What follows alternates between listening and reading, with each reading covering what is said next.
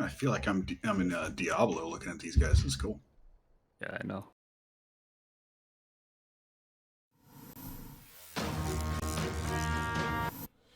All right, hello, my friends. Welcome to session number 16 of our campaign, Unlikely Heroes. Again, we have changed it from the Sunless Citadel to Unlikely Heroes because we went from a single run module to a full campaign setting, which I am in the process of writing as we're going. In my little bits of free time. We have a couple of updates this week. If you look on the grander map, you can see that we actually have some animated models now, which is pretty awesome. Picked these guys up today, so we're adding little by little. We've also got more audio features and little things that are just quality of life that are making hopefully this a better experience, not just for me, but for the players and for you guys watching.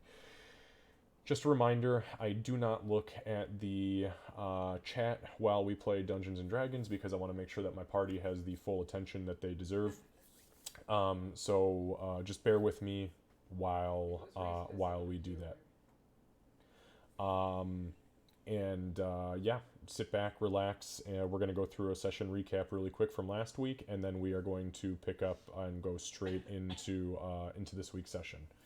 All right, here we go. Oh, god damn it, this thing just busted even harder. God fucking damn it.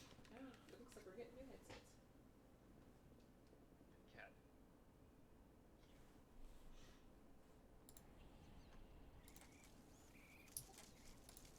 While Xavier's talking to chat, we're all just shit talking. Each other. Yeah. We don't dare talk about the deal. Oh, I'm not one of those DMs. You can talk as much shit about me as you want. All right. Did y'all know that sorcerers apparently get 6 spells? I'm gonna smack you in the fucking head. Lucy. That's it. I'm taking it. I got just enough money to get myself to and from Nigeria safely. All right, guys. So, first of all, welcome, everybody. Kat, I'm very, very happy that you're here this week, and it was totally understandable that you missed last week. Not a big deal. Trust me, this couldn't have worked out in a more awkward role-playing opportunity for us. So, Yeah. yeah, That laugh scares me. it should. Okay, so real quick recap from last week. So last week was a 100% role-play session. You guys woke up in the morning, realized that that she was gone. Bofer was absolutely blasted, 3 sheets to the wind, drunk off of his ass from drinking all night because of his nightmare and because of everything, quite frankly. Doc made some coffee, which repounded and became a little crackhead goblin. You guys went and spoke to Mayor Vunor, gave him all of the bad news that both of his children were dead, and that there was really nothing you could do about it. And honestly, he took it kind of like a champ. I mean, he took it about as well as he possibly could have at that point. He paid you your reward, which was pretty generous considering, most peasants earn a total of like 20 gold a year to live off of. It's not too bad. Yeah, it's pretty low tier. This ain't your mama's third edition or 3.5. So you guys went from Mayor Vunor's. You went back to gather some things from the tavern, and you made, I would say, at least peace with Garon, who was the old dirty bastard. But when you guys went to retrieve your stuff, you realized that some of your shit was missing. Mainly all of your rope was missing, or most of your rope was missing. Garon told you that the half-breed woman who stopped by late last night said that she was going to go gather her things and leave, and then she left, and that was just the end of it. They didn't think anything of it. Then you guys went over to Corky Knackles, and you almost lost out on her big time by essentially accusing her cousins of theft. And then she pretty much said, yeah, actually, my cousins were on town militia duty last night, and they saw your fucking friend clanking and clinging out of town. She's the one that took your alcohol, so don't blame me and my people, you little prick. But you guys made good. And you bought some things, you sold some things, and then you went about your merry business. You guys decided to try to find some horses. You could not find any horses to save your damn lives, because the horses were working horses and they were out in the fields working. So you could have tried to go and barter with the farmer, but you chose to just walk, because that's what adventurers do. So you guys adventured. Damn right. Yeah, so you guys adventured for a good portion of the day, and later into the evening, about 7 p.m., you guys happened upon this clearing, this clearing, which is the map that we're on now. And this is a well-known clearing leading from Port Weirland to the city of Middleton. Obviously, this is past Bree going east, but it's a clearing where travelers, they sit down, they fill up on fresh water. There's this magical fountain in the middle of this small pond that constantly produces this water, and it's a small oasis in between Bree and Middleton. While you were here, though, you noticed that there was campfire rising in the distance.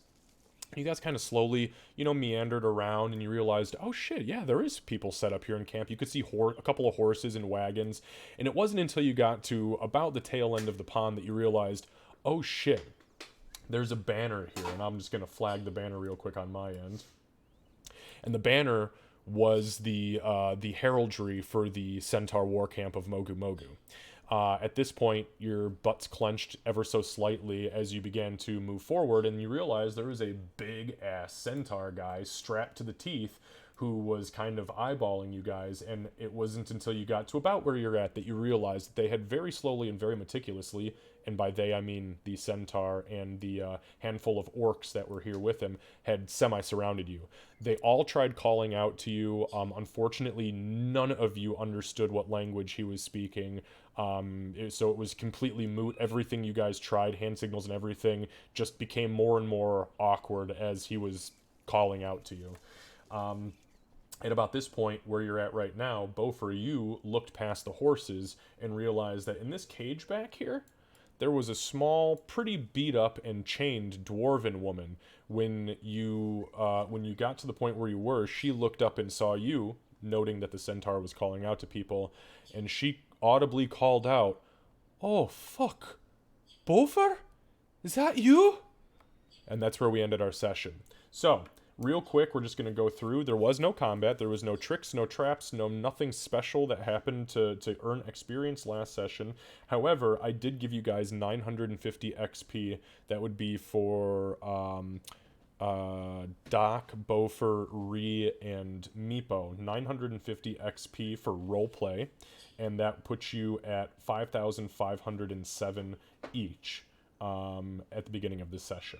It is day 6 into this campaign, and we're going to just track time by calling it from start day 1 till day whatever is where we're at, and it is about 7 p.m. at this time. So, with that being So the sun's setting. the sun is in the process of setting. It has not set yet.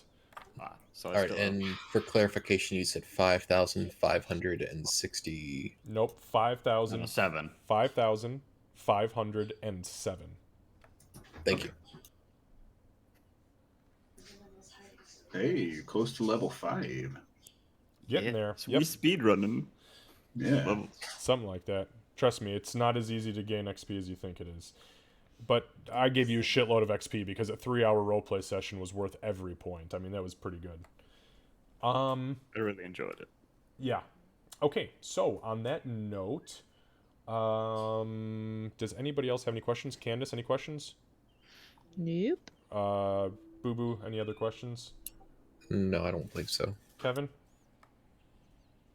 Nope, I'm good. All right, Kat? I sent you a small question. Okay, give me one moment.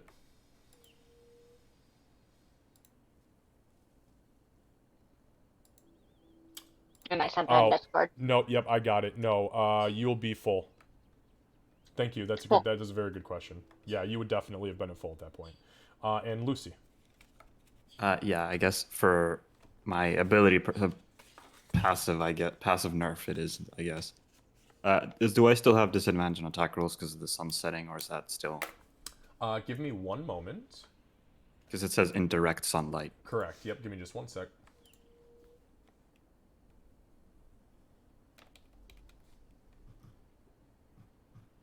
Man, we're actually gonna have to strategize when we go out. Yes. So, okay. Let's see here. So it reads, you have disadvantage on attack rolls and on wisdom perception checks that rely on sight when you, the target of your attack, or the target of your attack, or whatever you are trying to perceive is in direct sunlight. I will say that since this is 7 p.m. and this is the month of Markim, which is May, that 7 p.m. would not be direct sunlight. It would be setting sunlight. So no, you are not affected by sunlight sensitivity. Yeah. Oh yeah, by the way, I do have a month system built into the game. Like I actually have full calendars printed out for every campaign I run with the months and the days that people go through. So I will send you guys that as soon as we're done here, just so you know what the month translations are, if I have not already done that. We got any holidays coming up? Yes, and there are harvest holidays coming up, and I will let you know Nice. all about them. Oh yeah, there's holidays all over the fucking place. When's Adventurers Day?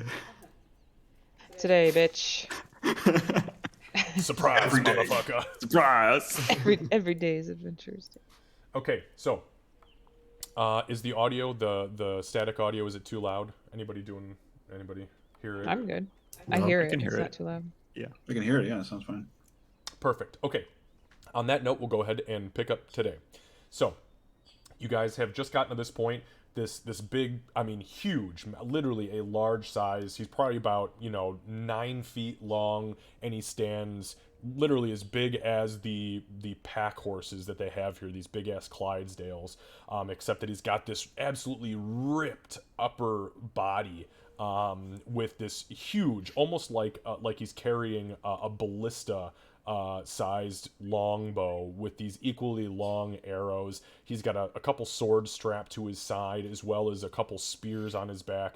Dude is strapped to the teeth. He's also got this handful of orcs that have partially surrounded you, this woman in this cage. The horses are sensing tension, and the only reason you can notice this, especially you, Ree, is that they're starting to whinny ever so slightly as the centaur is calling out to you guys, and and you guys have now stopped noticing this dwarven woman. So I ask you four who are out here, what would you like to do? How would you like to proceed?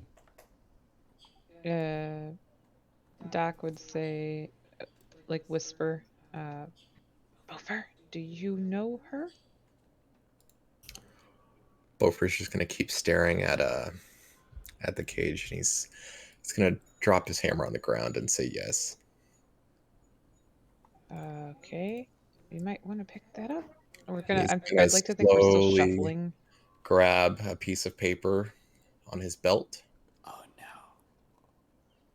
and since he already knows the You see, incantation, you see the guy, just FYI, you see the centaur as you reach for the paper, he draws back on the longbow and very obviously pulls all the way back towards you, and he keeps shouting.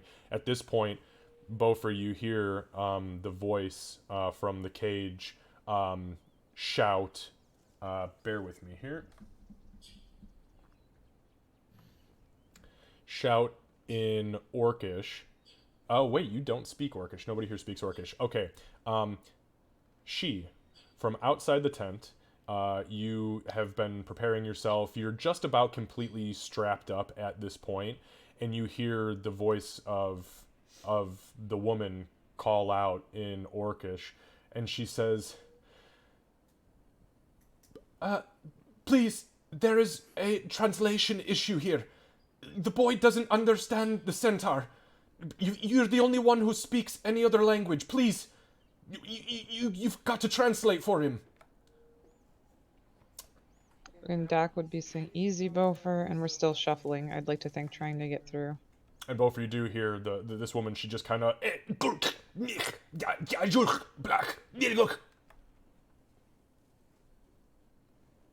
Doc. I'm gonna We finish would- getting ready and then follow the orders from before. That's my mom. These Ah. people need to die. Fuck, Okay, that's your wait, mom. Wait, just hold on, because if we die, we can't save her. Keep walking. We are gonna figure this out. I'm gonna stay ready. I'm gonna stay ready to defend myself if I need to. Yeah, definitely have my shield out. He's gonna drag his hammer on the ground and grit his teeth and say, "I want to kill them now." Okay, so What do we do? What do we do? Should I keep going? Should I fucking I start smashing the heads? What should I do? I don't know what to do. I guess So it's about this time that the one of the flaps on one of the tents opens up, and you guys see she crawl out of this hide tent strapped to the teeth next to this cage. Ranger, Motherfucker! can you maybe could you maybe help? Can you maybe do something? Beaufort's just gonna eye you with a death glare, since you're right next to his mother. Oh shit! Did you kidnap Beaufort's mom? The centaur at this point looks over at you, she, and he kind of nods to you, and he says, in Sylvan, he says, ready your longbow, hunter. I believe this quarry isn't going to go peacefully, but it's another dwarf on our list, so prepare yourself.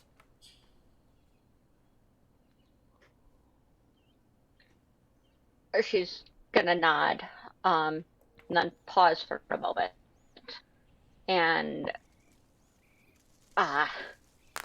say in Dwarven, and her tone's going to. Do the centaurs usually? They don't normally speak Dwarven, right?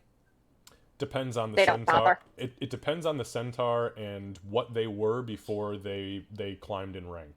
So the ranking system I sent you, Okay. obviously if they start really low and they were a hunter and they were a dwarf hunter, they will probably speak Dwarven, like you. But it is not entirely typical, no. Especially not maybe for this guy, because this guy's a lieutenant, so it's hard to say if he was born into his status or if he had actually earned his rank. Being a centaur, you're typically born into that rank, so just FYI. Okay. I'm going to knock like an arrow, but not actually like fully draw or anything, just kind of have it ready by the string, kind of towards the ground, and I'm going to nod respectfully in response to the centaur. And then I'm going to, in an angry tone, I can't muster at the moment, I'm going to say in Dwarven, pitching it so it sounds angry to the one that hopefully doesn't know. Just, what are you doing here? Why did you come here of all places? What do you mean, what are we doing here? What are you doing here? Oh yeah, Reese speaks So Dwarven. kind of He's gesture. still gonna look at you. We were looking for you and her. Like, just grinding his teeth. I thought you were an ex-slaver. I'm a hunter. And she'll say the I am, actually, and she'll repeat it again in common. I'm a hunter. Yes, and I'm a rogue, and I'm supposed to be the shady one. So why are you knocking an arrow at us right now? Yeepo really doesn't want to be here. I don't either, Meepo. I don't either. Yeah, it doesn't feel like a really friendly place at the moment. No, and you are all fools for coming here. Believe me, if we knew there was an ambush, we would have found a different way to go. This is the main drag. Could you guys, like... Did you if not didn't smell the smoke from the fires? There's nowhere else we could go. There's no side way. There's no, like, side route. This is You it. guys, also, you don't have the monopoly on fires. You could have been anybody out here. We need to not get murdered on this road, though. What? Are you going to help us or no? Going to sigh. And then she'll turn to Centaur and dip her head respectfully again and speak in Sylvan. Okay. Lieutenant, this is not. Unfortunately, I know these ones. He looks over at you and he says, this is your quarry? You've laid claim to them already? I've been following them for greater quarry to be able to get information to bring back. Make a persuasion check. Oh, this is not a strong suit. Where is the centaur looking right now? Or the... Oh God. The centaur, he's conversing. He's very clearly conversing with she. However, you do have 4 orcs that are staring you guys down, weapons drawn. which weapon? What kind of weapons, if I can see? Yeah, so directly ahead of you, you've got one that's holding a shield and a like long sword, looking kind of rusty and beaten up. There's one that's carrying 2 short swords. The one down here to the south of you is actually got a long, looks like some sort of reinforced wooden pole, and there is a small skull on it that has like a goatee of hair bound with a small iron clasp on it. Yeah. But the centaur is looking directly at she right now, correct? I mean, technically, yes. And she has her head like dipped a little bit, and she's not making super strong eye contact. She's being more deferent than she's ever been. Okay. So are you going to try to do something, Boo Boo? I was. Okay, go ahead, try. I was gonna try talking in Dwarven. Okay. And I'm going to go ahead and say, if y'all don't release her right now, I will kill everyone. You're writing kind of a big check there, buddy. I feel like some of that translates to Gnomish, and I don't think it was good. He said he's gonna kill everybody. Us too? I mean, he didn't specify, but I assumed. Oh, so everybody's turn. That's great. Meepo, just stay right next to me. Okay. So you hear you hear the woman in the cage kind of loudly whisper, "Bofer, don't be stupid, boy. You see what they've got trained on you right now. You're just a simple lad. Don't take this seriously. Just talk it out." Okay. While that was happening, I'm going to continue the conversation with she.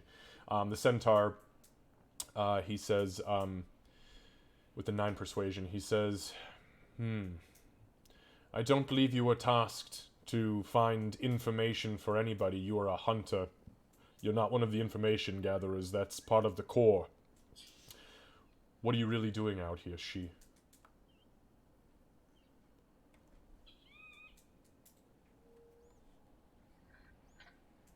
Oh. And to be fair, I don't want those two. And he points, now you guys see him point at Ree and Doc.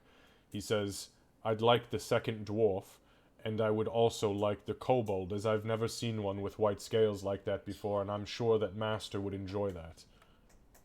As he says that, Meepo doesn't know why, but he suddenly gets like a thriller, shrill up his spine. Kind of like a cat does with like the hair standing, except it's not. As soon as he I'm not a points fan at of any him- of that pointing. Why are they pointing at us? Maybe he's talking about how lovely he thinks we're dressed right now. Yeah, no, you're probably right. That's what it is. Probably admiring my rat pelt. Meepo thinks he looks really angry. They all look really angry. Angrier than she, and I did not think that was possible. Meepo, give me an insight check. Okay. Oh, I'm not bad at these. Let's go. Yeah. Okay, so as you say that, as you're like, I think everybody's looking really angry, you look around and you really get the sense that nobody's mad about anything here. I think that you think that the anger was maybe internally perceived by you guys and a weird language barrier, but besides them having weapons out, as you all also have weapons out, there's no hostility. Beaufort's the only one being hostile right now. Exactly, 100% yes. Okay. Okay. All right. Okay, let me say it again. They look really scary, not angry. Beaufort. So Except Beaufort, he looked very angry. yes, and like while she's talking, Doc's gonna be looking around, like smiling at everybody, trying to make it still stay peaceful. Yeah, so you, as you're doing that, you catch the eye. This is actually a big female orc over here. I mean, full-blooded orc, by the way. She stands like 6'9", like bulky as shit, like probably 280 pounds of muscle. You catch her and you kind of give like this awkward grin, and she just kind of through big ass tusks just. Yeah, we need to get out of here. The smiling doesn't one make it likes any you. better. I don't think the smiling makes it less uncomfortable. It makes it more uncomfortable. I can't stop now, though. I can't stop. Should I I'm smile really- too? Will that help? I don't know. All right, She, Beaufort. answer me. Hang on. As all of your guys' conversing was happening, Okay. was there any other dialogue that you were giving back?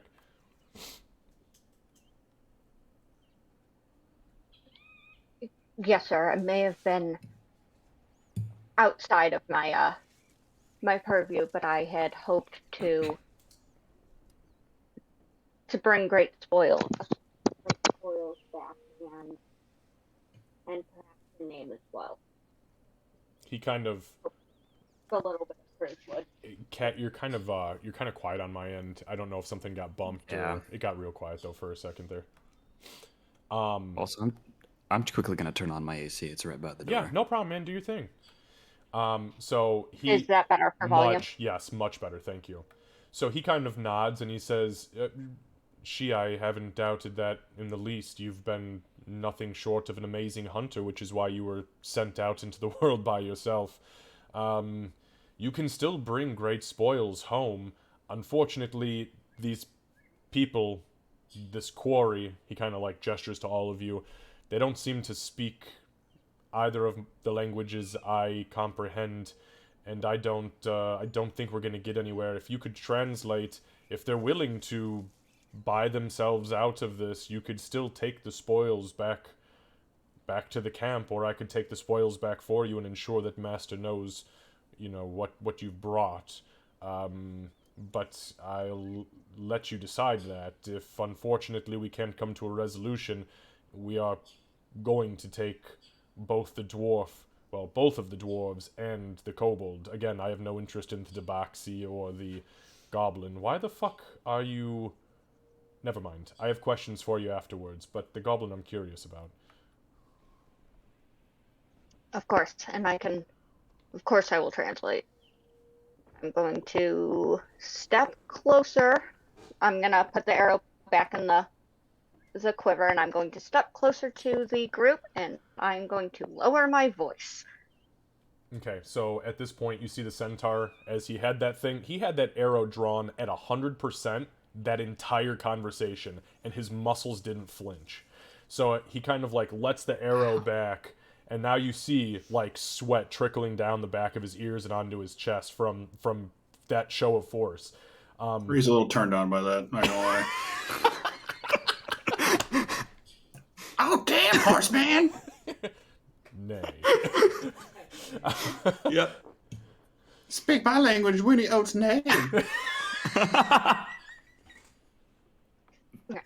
So Every he is going to, every game, it just confirms Reed's my favorite character every time. Absolutely.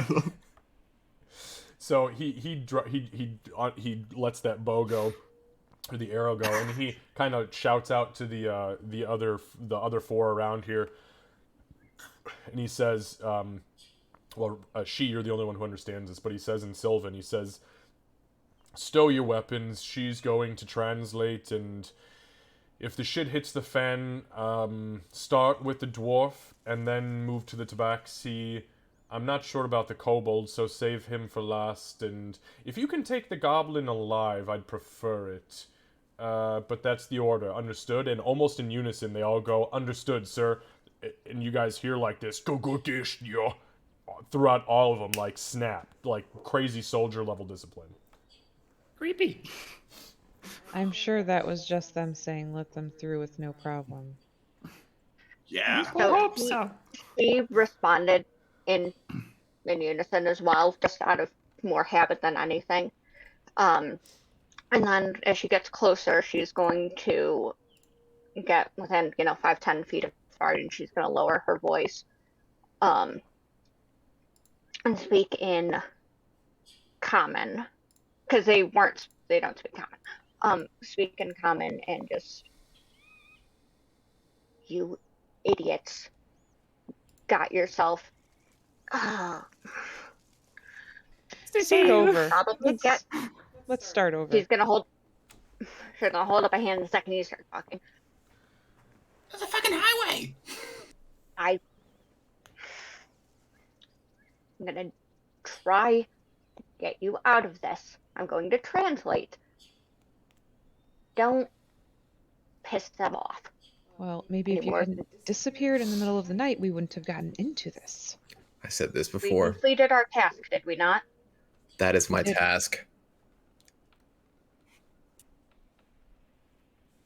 Either she goes or he dies first. And then you. Would they be willing for us to? If Can you we don't buy hold her your off you tongue, guys? dwarf, you speak some words of wisdom. Dwarf, go first. If you do not hold your tongue during this, we won't be able to get her out. What are you Going to talking about? translate. And I'm gonna turn to the subturn, switch back to Sylvan and say, I will translate, sir. Perfect. Thank you, she. He says, first and foremost, I am a lieutenant with the Centaur camp of Mogu Mogu. Oh, Mogu Mogu. I've heard that before. Do you, Kat, are you just repeating verbatim? Yep. Okay, perfect. Yep. So And as she's and- coming out, it's almost like just essentially like word monotone, right? Like for just like word for word, boom, boom, boom. Uh-oh. Did we lose Kat? Yeah, we might have. Okay, well, we did hear her say that she was going to repeat verbatim, so that's a good start. So, he says, I am a lieutenant from the Centaur War Camp of Mogu Mogu. I have unfortunately encountered a quarry. You, Lot, kind of motions to Bofer and Meepo, that I intend on taking for my own. However, she has persuaded me to allow her to translate a potential negotiation instead of this turning to bloodshed. There's no need for me to slaughter all of you, and to be honest, we're low on healing resources right now, and I'd rather not have to put down 4 good quarry and bring 2 back up and watch the rest rot away.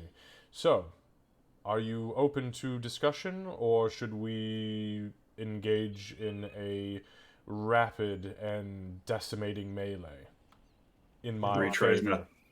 Retries not to laugh when he's saying all that. Negotiations. Well, let's try the talking part thing. Let's try to negotiate.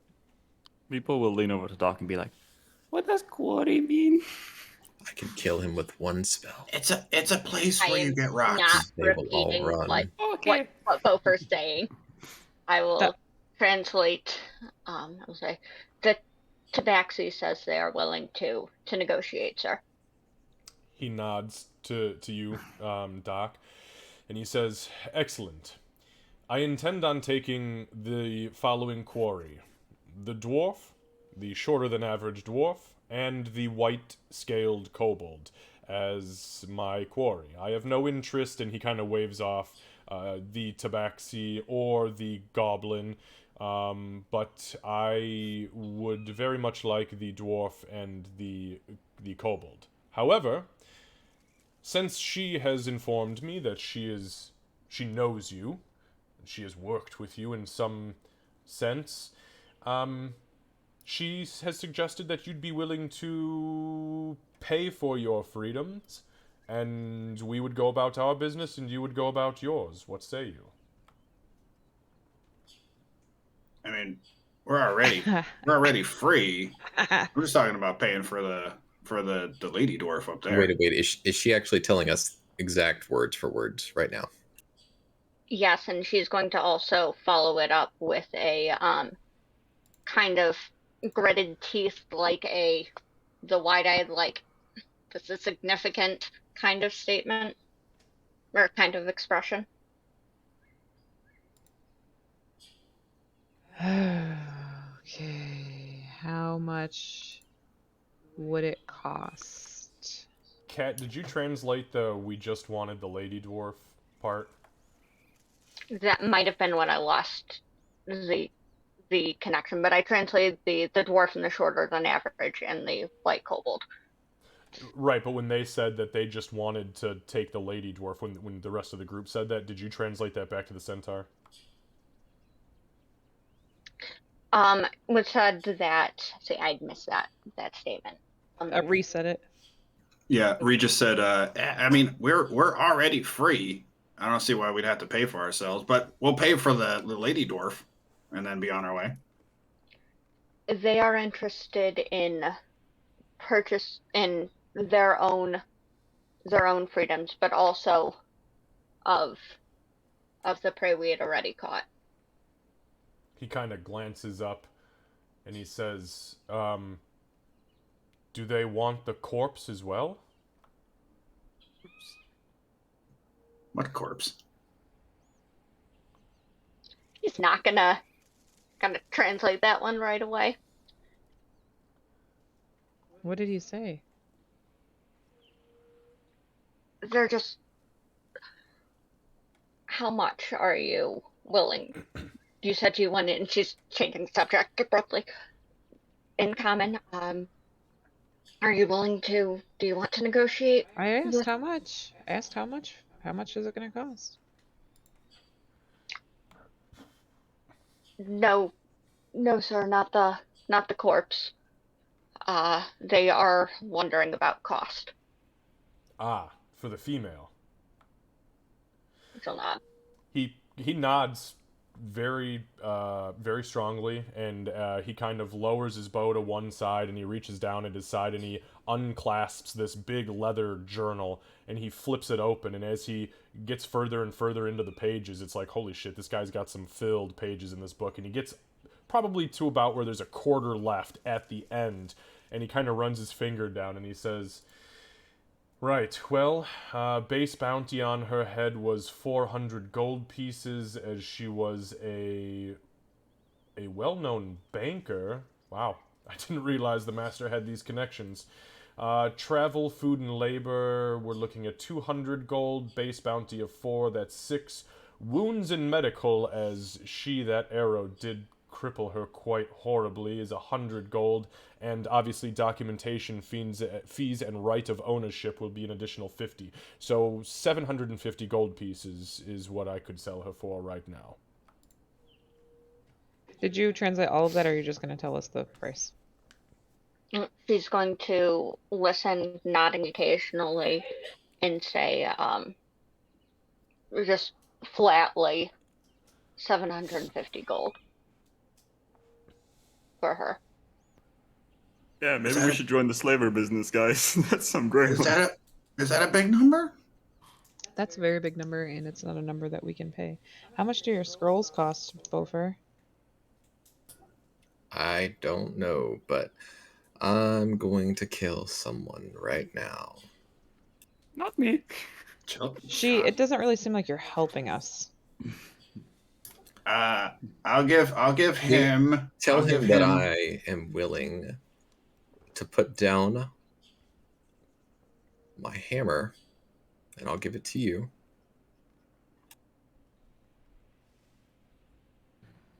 You're offering your hammer in Just trade say for it. her? Just say it. He's going to start shaking his head. Beaufort, I don't think they're afraid of you. Oh, they shouldn't be. I got this really dope bottle of oil if they want it. Ooh, Or what are you thinking? you can Just oil me say it. down. If you don't Centaur say man. it, something bad will Give you me for a night. And if we have another translation error, then it could get even worse. What are you thinking? Oh, my translation is perfectly clear. Is there some issue? 750 gold pieces. He kind of points down at the book and looks up at you again. It's simple business. I can cut the contract right now and hand over the deed of ownership. Please explain to them if they're upset about the price that this woman is the second in line to a dwarven banking family. She is worth a lot of money. They are simply trying to figure out where they wish to gather the coin from. They didn't carry enough while on the road. Make a deception check. Yep. Do we actually have that much gold on this? No. Absolutely not. No. She's not used to lying to them at all. I'll save you if you don't mind me asking. Oof. So the 750 gold is just for the dwarven woman, right? That's what he said. It's not even So for just bad. us. It's not. Us aren't even included. Okay. He kind of looks at you and he says, "Listen, Hunter, when I give you an order, you do as I say. Translate now. Tell them, 750 gold pieces. Do they understand that this woman is an expensive asset as she is the daughter to a high-ranking dwarven banking family in Helmcar? Ask them now." So she visibly flinches and like ducks her head, and then I don't know. Fuck. Meepo understands that. You scared cat. So she visibly flinches and then and drops her head in almost a bow, and then she, without looking at the party, she translates it word for word, like no emotion. If it comes to blows, will we be fighting 5 or 6?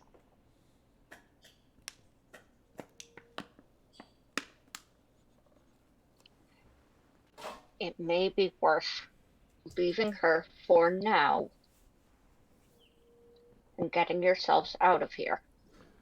Tell him that I'm going to be offering myself, and I'm placing my hammer down. The other dwarf wishes to offer a trade, sir. He looks at you curiously. A trade? Very well. What does he have to offer?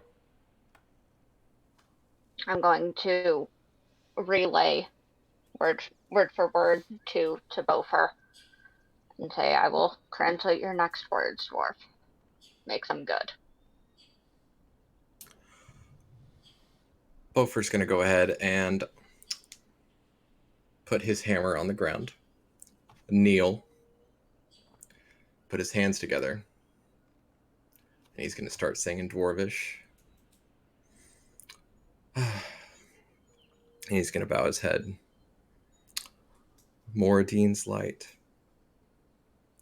guide my hand with this bolt of your vengeance. And he's going to use second level, what is it called?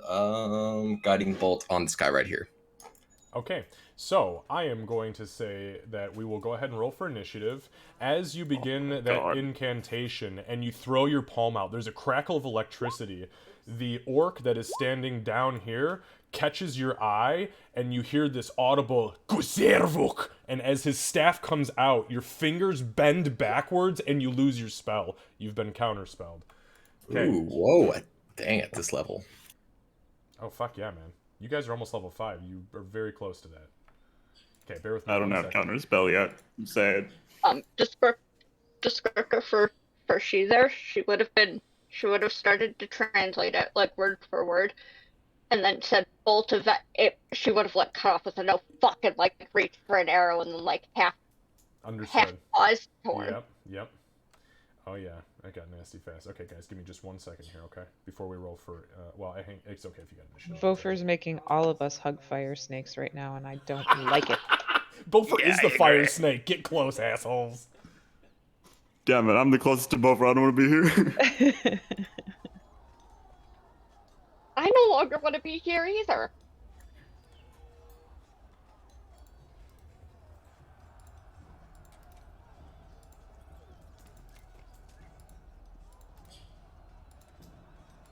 Well, at least. No, that's metagaming. I won't say shit. Okay. Crap, I cannot roll worth anything today. I can re-roll if you want. I was dumb.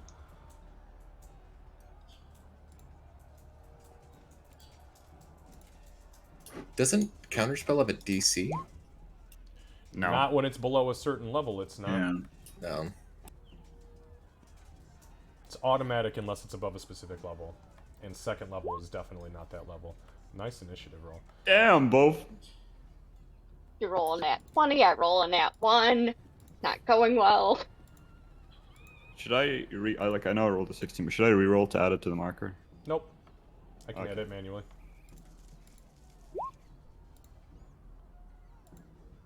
That's good, because I'm pretty sure I was gonna roll low after that.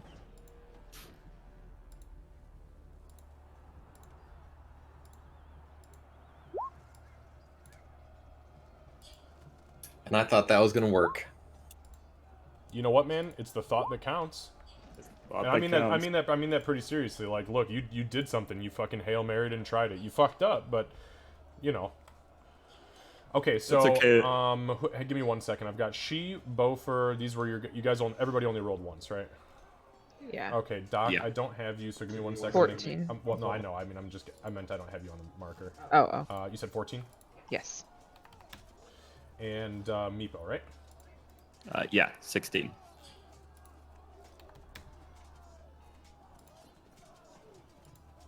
Okay.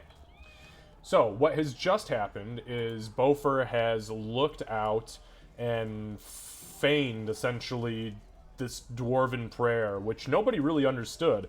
But as you had a lot of people watching you very closely, mind you, he began to crackle this bolt of electricity, or this bolt of radiant energy outwards. And as he did so, the orc that was just to the south, the one with the staff, caught his eye and realized what was happening, and as he did so, he screamed this incantation which echoed throughout this now battlefield, and Bofer's hands, literally out of the closed prayered hands, bent backwards out, and you hear him just call out actively as this energy dissipates from him. Also, when you are counterspelled, you do lose that spell slot, so make sure that that is taken off. Yeah, I took it off.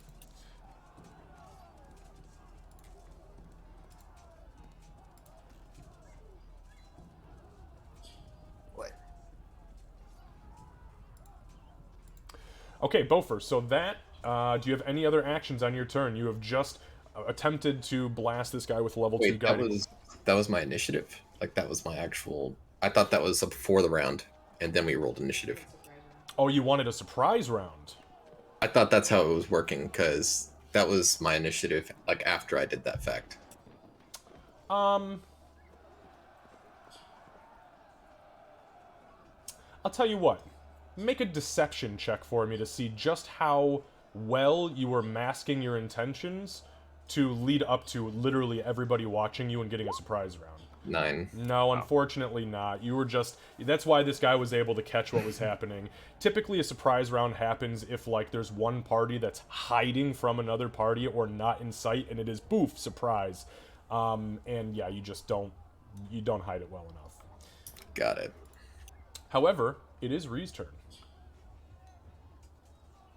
Ah, fuck, here we go. Yeah, I guess she will go into a rage. It's fucking a rage time, and then she will. How far does she need to be? No. Oh man, it doesn't snap to points here. I guess that's it to get there. Yeah, she's gonna scream. Okay.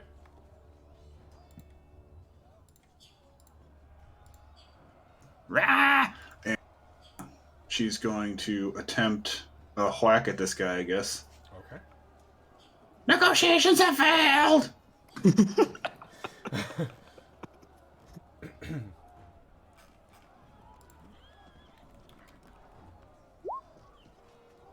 Ugh, that was a dirt poor fucking damage roll.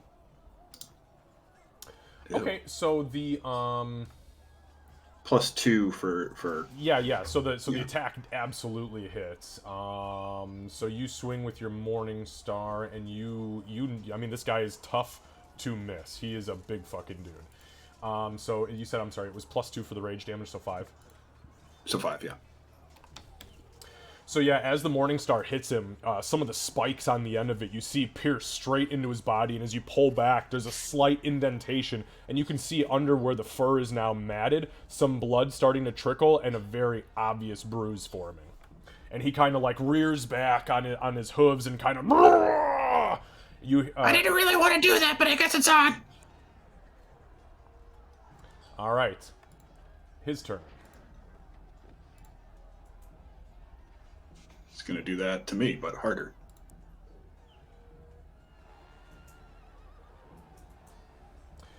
So he is actually going to take the attack of opportunity, and he's going to jump over you, and he charges Bofer. Oh boy. Oh, you nimbly bimbly motherfucker. But you can take your attack of opportunity on him. Okay.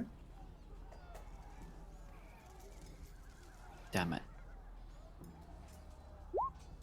Yeah, Ooh, that definitely that's hits. That's some much good better. damage. So Yeah, as he that's jumps 12. over you, you hit him square. You just Right in kind the of like cock. uppercut, just doom, balls and everything as he jumps over. Kind of shits a little as he's jumping, finishing the jump. My mouth is open.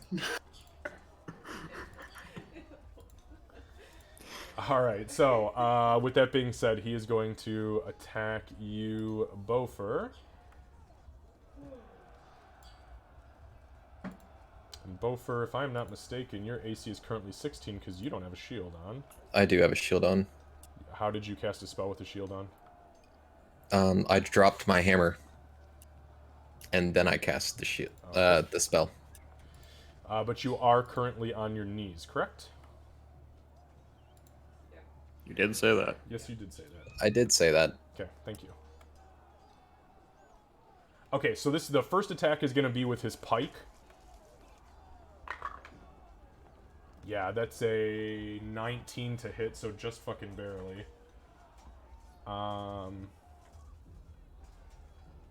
And because he charged more than 30 feet, he is going to get his charge attack on you. So,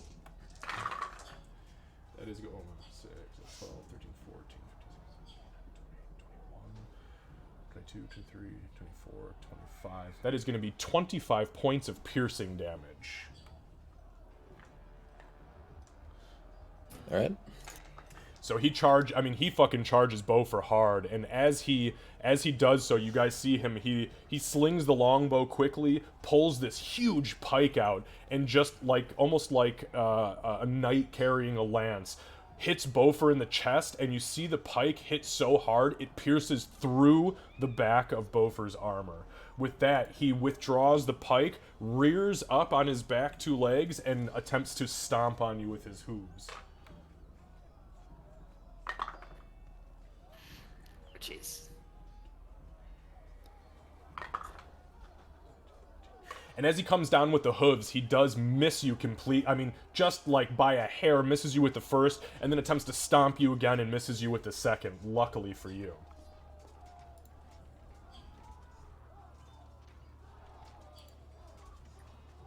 Okay.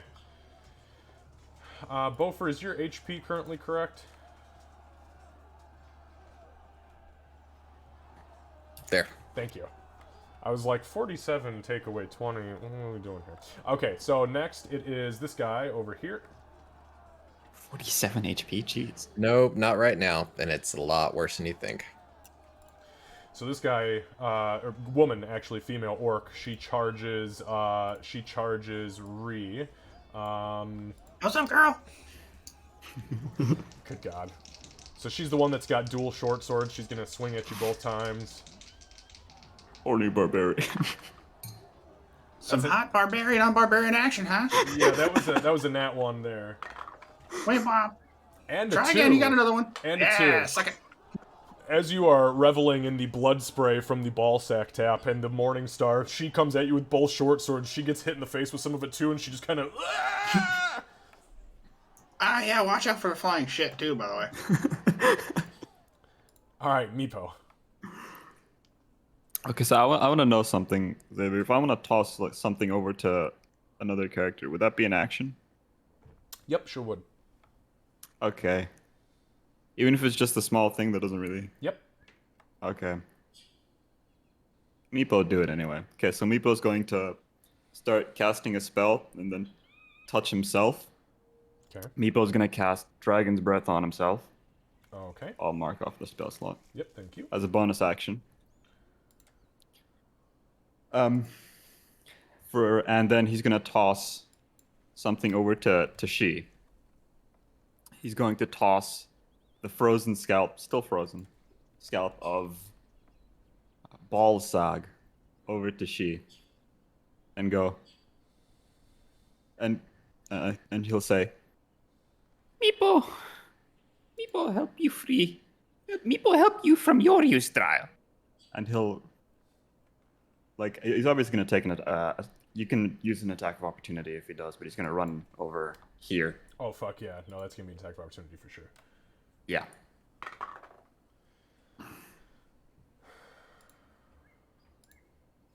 Here. Like in between these two That was cubes. such a good line, by the way. What'd you say, Kat? That was such a good line. So yeah, so this guy sees you starting to move, and he swings his pike down and kind of stabs backwards, not even looking at you. He is so focused right now on Beaufort that as he swings backwards, you feel the metal graze over the top of your head and miss you. Barely, though. You definitely hear it. Meeple! By the way, I like to point out that I'm like in between these two cubes.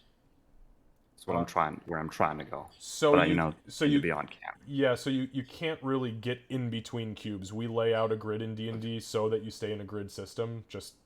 You can't just choose to be half in and half out. Okay, but Meepo, basically what I want to run to is I want to be like have them 15 feet in between each other. 5, 10, 15. Because Dragon's Breath is a cone of 15 feet. So like the edge should be like hit them both. Yeah, well, I have 15-foot cones that I can drop on the map and just kind of show you where that's going to be. So when it comes time for that, Yes, just please. let me know. We know that you have. I mean, what's your movement? I want to 30. Yeah, 30 feet. Okay, give me just 1 second, man. Up to here was 15. So.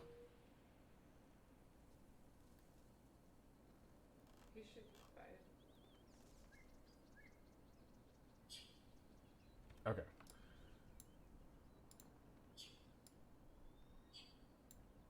Is that 15 feet?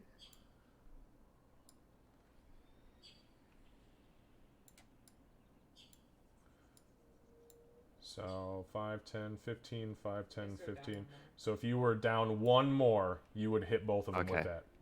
Then he'd move there. There you go. Yeah. That's my turn because I used my action to toss the scalp to She. Understood. Okay. Doc.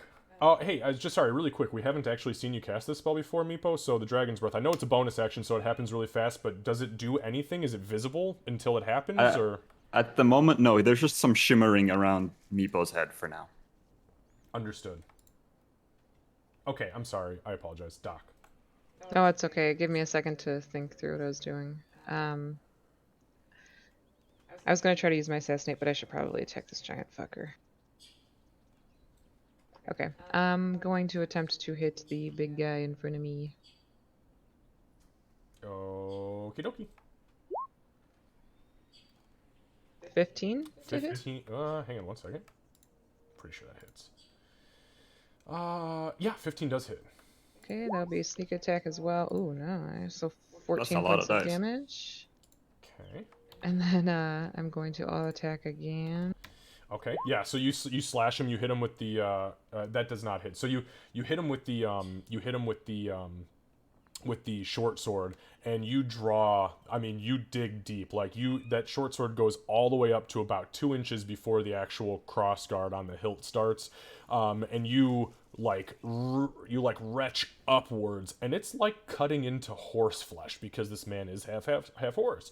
It's tough, but you see him buckle sideways as he looks backwards and down at you like, holy fuck, that hurt. You can see it in his face as you pull out, and blood just begins to just fucking pour out of this dude's wound. You go to swing at the sickle, and he kind of like sidesteps upward, but like keeps his balance on the other 2 hooves, and just you manage to unfortunately miss there. And I'm going to say, she, pick a side. All right. Bear with me one moment. That's going to bring us to this guy. That guy. Okay, so Currently has a better beard than both.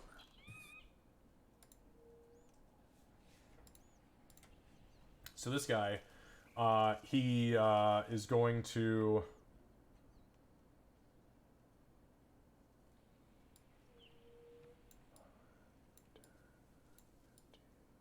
Damn it.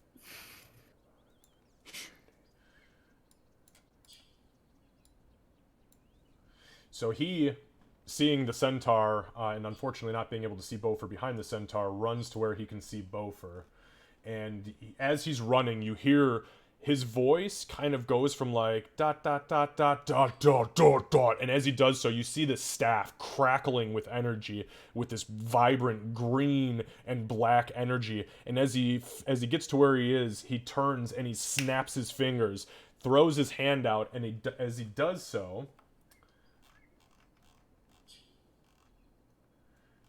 you guys see. Now, unfortunately, because I'm apparently a noob DM, I do not have any spiritual weapon encounters that I can cast right now. So we're gonna look at Cloud of Daggers and just assume that it's really gorgeous. Because the dagger I used the last time I cast this spell was just not cutting it for me. Oh, get it? Wasn't cutting it for me. Okay. Yuck, yuck, yuck. Anyways. Where's Saru? Yeah, no, let's not go there. So as he snaps and throws his hands out, you guys see this spear, this spectral spear made of black energy materialize, flip upwards, and stab down at Beaufort. And it misses. It goes past him. You see it like make the ground shudder next to him as it withdraws and kind of floats there, almost like it's aiming for its next quarry. Okay, that ends his turn. Next. I did these two backwards. That's okay, it's the same shit.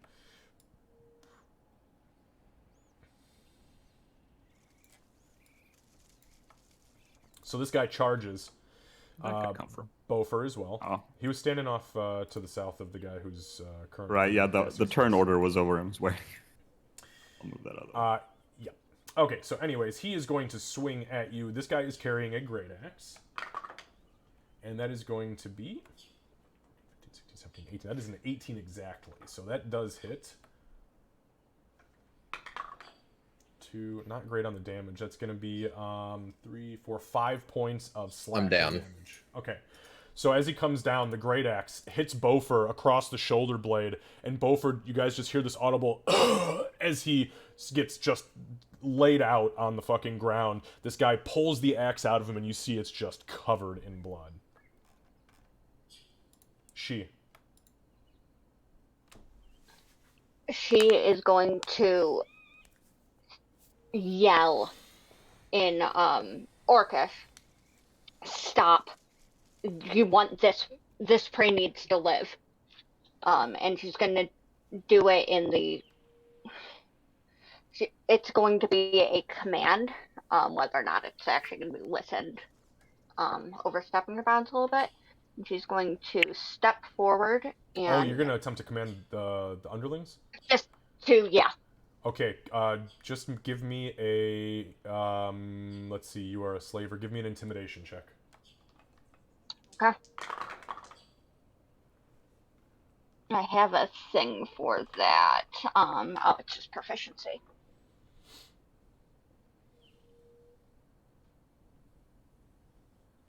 Fuck yeah. Holy shit. Okay. We'll see what happens. Is that going to take my action? No. We'll call that your verbal. Wonderful. That is, by the way, that is because this is a very specific situation. And I'm going to take 2 steps towards him. I don't care if anyone decides to. I don't think they will. And I'm going to. Fuck! I'm going to apparently lose my headphones again. I'm going to step forward to Beaufort, and I am going to slap a hand on his chest and, like, grab him as if I'm going to, like, pull him to his feet. And I'm just going to snarl at him, you will not die. And I'm going to say that in Dwarf, that I'm going to do a heal, even though it's going to be very problematic for me afterwards. Oh, so you're gonna try to heal him? Yes. Okay. All right. After this one cannot die, Yep. and I'm going to. Okay. Grab, yeah. Yep. Nope. You got me there. Go ahead. Roll. Mark your spell slot and roll your heal.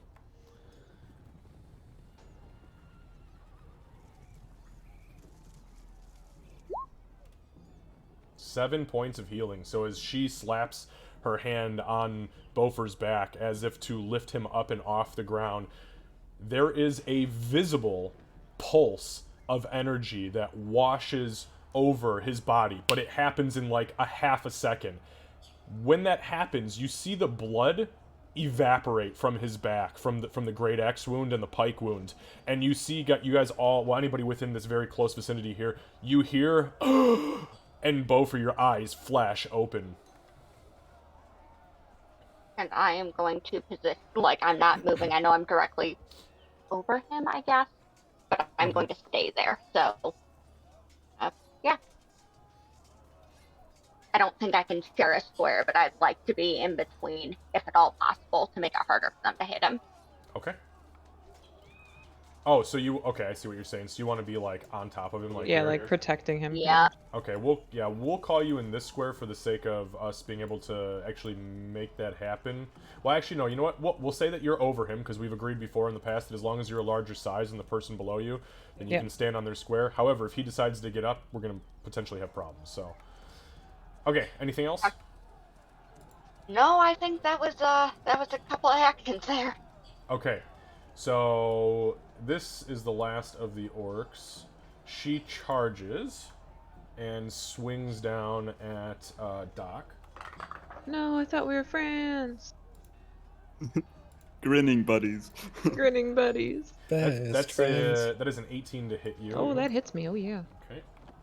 This is with a long sword being wielded two-handed. Oh, joy. That's a big versatile oof. That is going to be 11 points of slashing damage. As Doc, you are literally kind of like in melee with this big centaur guy. All of a sudden, you just feel this hot blade across your back, and you hear this snarling behind you, and you realize, oh fuck, I got one of them on me. It's terribly rude. That ends it's her turn. Beaufort. It's a friendship sword. Beaufort's just gonna wake up and start laughing. All of a sudden, he's gonna pull a scroll out. He's gonna go ahead and use Cure Wounds, 2nd level. Okay. Okay, yeah, go ahead. And that is going to be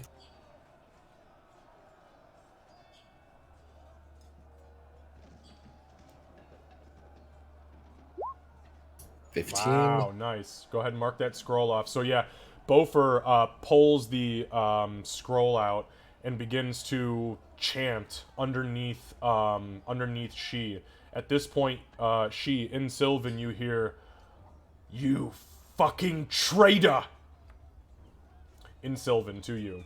And Bofer, your wounds begin to magically seal closed as you guys see this dust kind of sweep out from underneath Bofer, and his blood ceases to pour from his body. Okay, anything else, Bofer? Yeah, one more thing. Okay. I'm gonna go ahead and let's see here.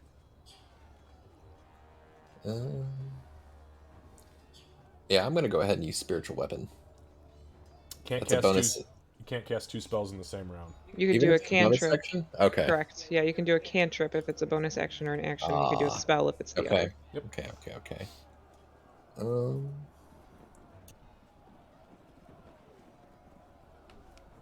No, I think I'm gonna stay down here for right now. Sounds good. Ree. Sorry, I just stuffed the cracker in my mouth. Perfect time. All right.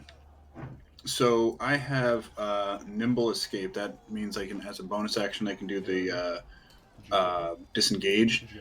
Could I also attack on this round? I'm sorry, say that again. So you're going to use Nimble Escape as your bonus action to disengage, Right. correct? Yeah, I mean, Correct, you still have your action, and you instead of using your action to disengage, you use it as a bonus action. Yeah, Cool, goblins cool, are cool. fucking awesome with that shit, man. I do that. I'm gonna nimbly disengage from this guy Okay, so you kind and of like engage. tuck and roll out of the way. Yeah, do a cool little combat roll out of the way. Yeah, and nimbly escape over in this direction Okay. and attempt to whack. I cast whack. Seems legit. Did it do it? I don't think it did. Or it's probably like, there it is. There Hey, we go. dirty 20. Wow, a 20. Yeah, 20 definitely hits this fucking guy. For 10 points For of 12. damage. Oh, 12, sorry. Yeah, raging. Yeah, I wish it actually put that in here, but it does not. So you hit this guy full force. I mean, you sprint and just give him the what's what in his right rear, his right hind quarter. And as you hit him, you hear the hip bust out of its socket and his leg fucking twists inwards. You follow through and just shatter his fucking kneecap. He's almost literally on his last leg. You see him start to falter and look around as you see stars kind of start to appear in his eyes, and the swelling of these joints that are now completely disconnected and shattered just go through the roof. That's fucking gross, but I'm sorry. I kind of love you, but take that. All Don't right. hurt my friend. Anything else? Nope, that's it. All right. His turn. This is a very desperate man. Horseman. El Desperado. Yeah. So he is going to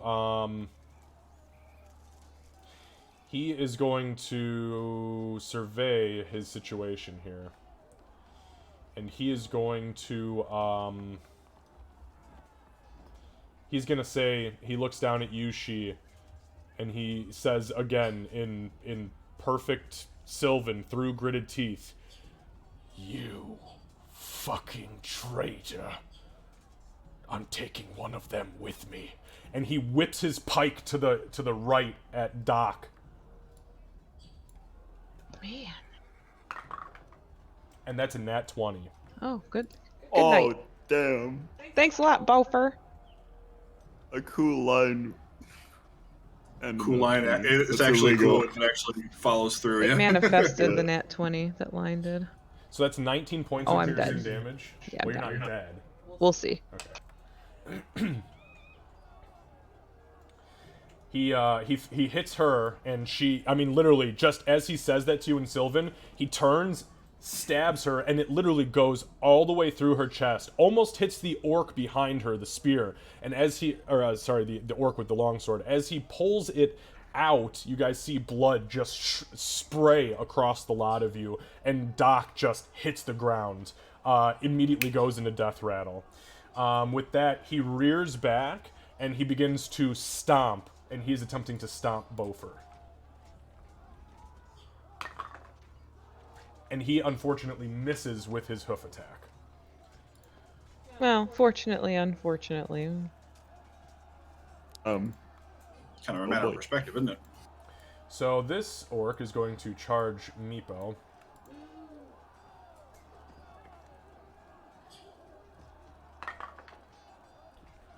What do you have, a 16, Meepo? 16. Yep. Okay, thank you. Give me just 1 sec here. I got too many too many cards on the field here. Okay.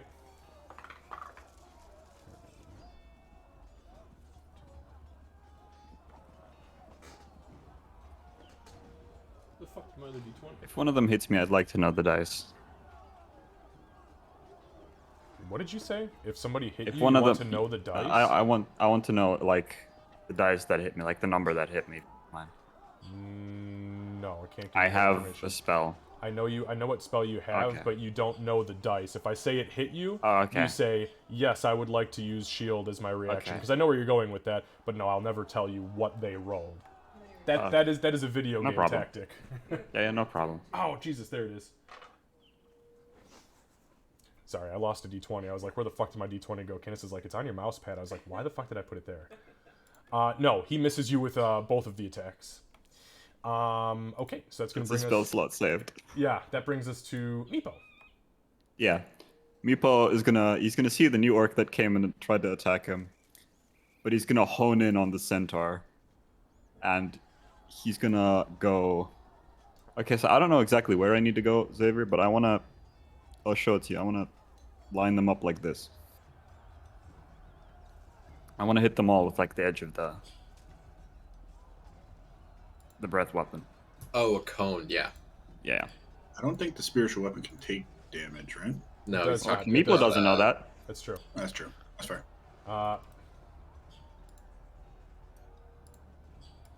So, are you trying to do this, or you want to get here and hit him like that?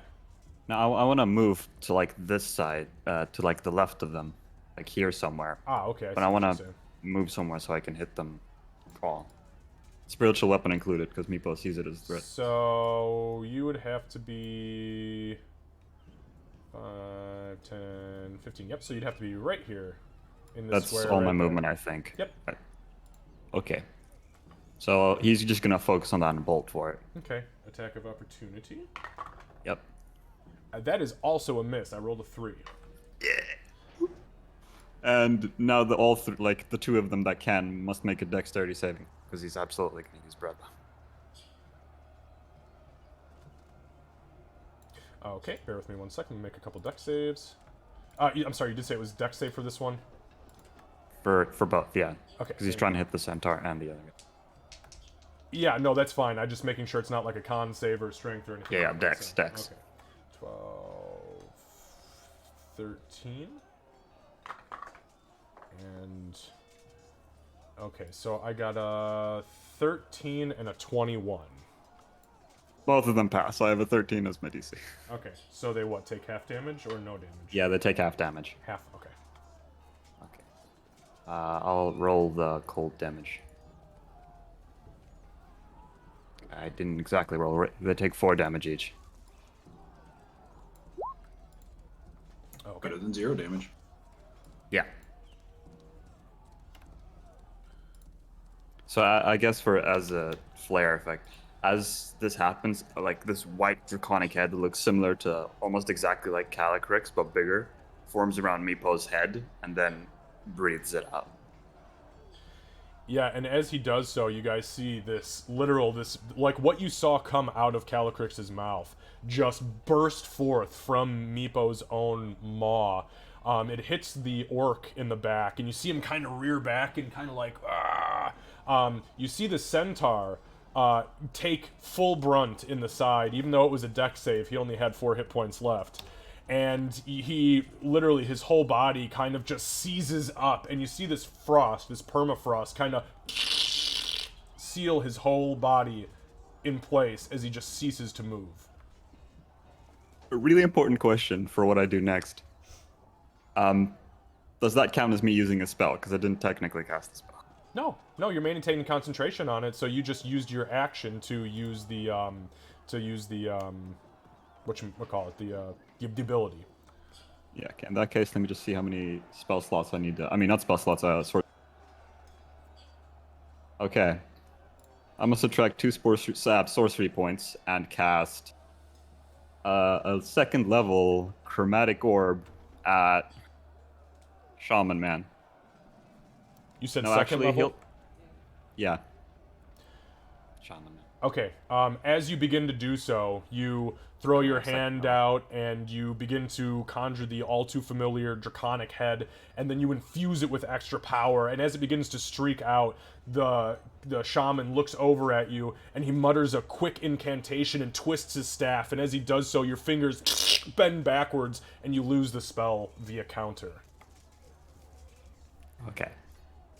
That's all she wrote. Now, if y'all could stop casting spells, I'm out of fucking spell slots at that level, so that'd be great. More. I was really hoping to hit you with something bigger than counter spells, but I was like, nah. I won't allow that. I feel like counterspell is pretty. Because both the spells we used would have done major damage. Yeah.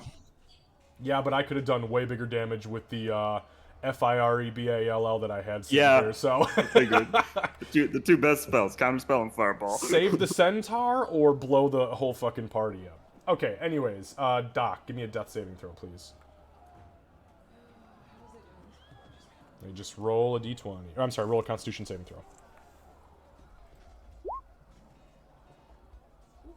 4, that is one failed death Oh. save.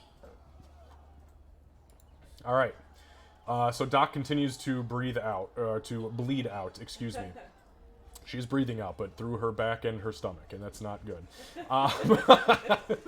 Okay, so the orc that's standing right here. She's got a blowhole now. Yeah, right. This orc is going to swing its great axe wildly at She. As all of these orcs, as the centaur freezes up and just stops moving, these orcs seem to go fucking berserk. And they, you hear them shouting in Orcish, "Traitor! Traitor!" I think I only rolled a 13. Hold on. Yeah, I only rolled a 13. I missed you. She's gonna like kind of tense up and just go purely on instinct of trying to avoid things, and yeah. They're saying that in Orcish, right? Yes, Orcish. Anybody who speaks Orcish understands it, which is nobody here. Except for She. Okay, next is the caster. So the caster is going to use his bonus action to, again, attempt to shank She. So that is a...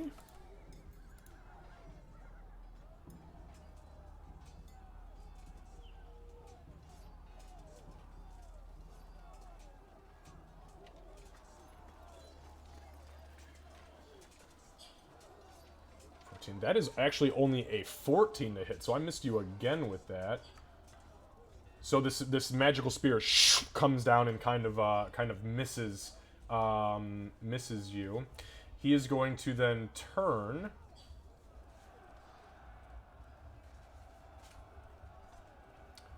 Actually, what he is going to do is, give me one sec.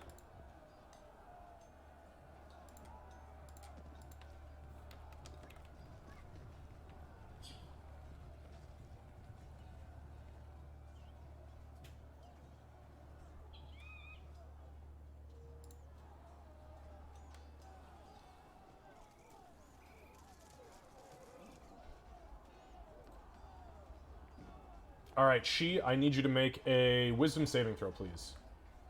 Okay.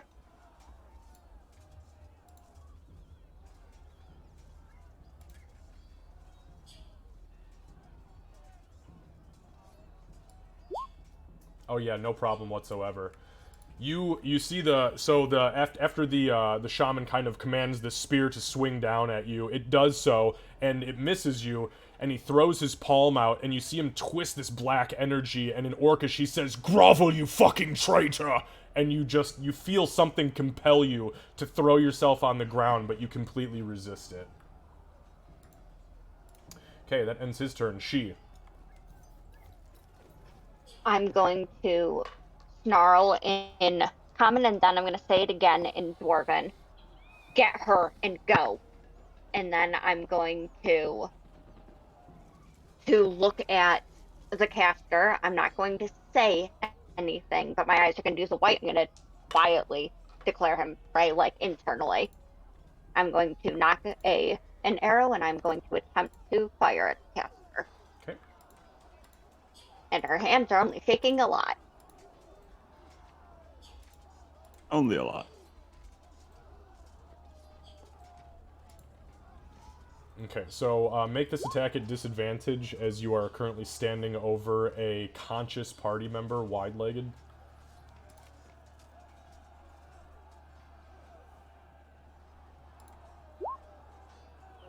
So you fire the arrow, and as he looks at you, kind of realizing what just happened as your eyes kind of hone in on him, the arrow comes at him, and he bends backwards ever so slightly and smacks the arrow out of the air with his staff. Like a boss. Badass. And I'm going to... It wasn't supernatural, by the way, just so we're clear. That was not supernatural, not magical. He just knew Which is badass. he knew that if it hit him, he was going to be in a lot of fucking pain. And she's going to knock another arrow, repeat the same, get her, and go. And then I'm going to take my action and move towards the caster, even though I'm probably... I don't know if spiritual weapons can do attacks of A opportunity. spiritual weapon cannot take an attack of opportunity, but the guy with the great axe can. And he will. That's okay. And he misses with a 10. I need to get those dice that were rolling nat 20s nonstop again, because Nah, what the you fuck? don't. No, these are fine. Okay. No, I'm it's okay. alright. Okay. Thanks, but no thanks. These are fine. Take it from me. You don't Sometimes, want it. I would have grabbed my blades as I walked towards him. Perfect, thank you. Okay. So, this one over here is going to...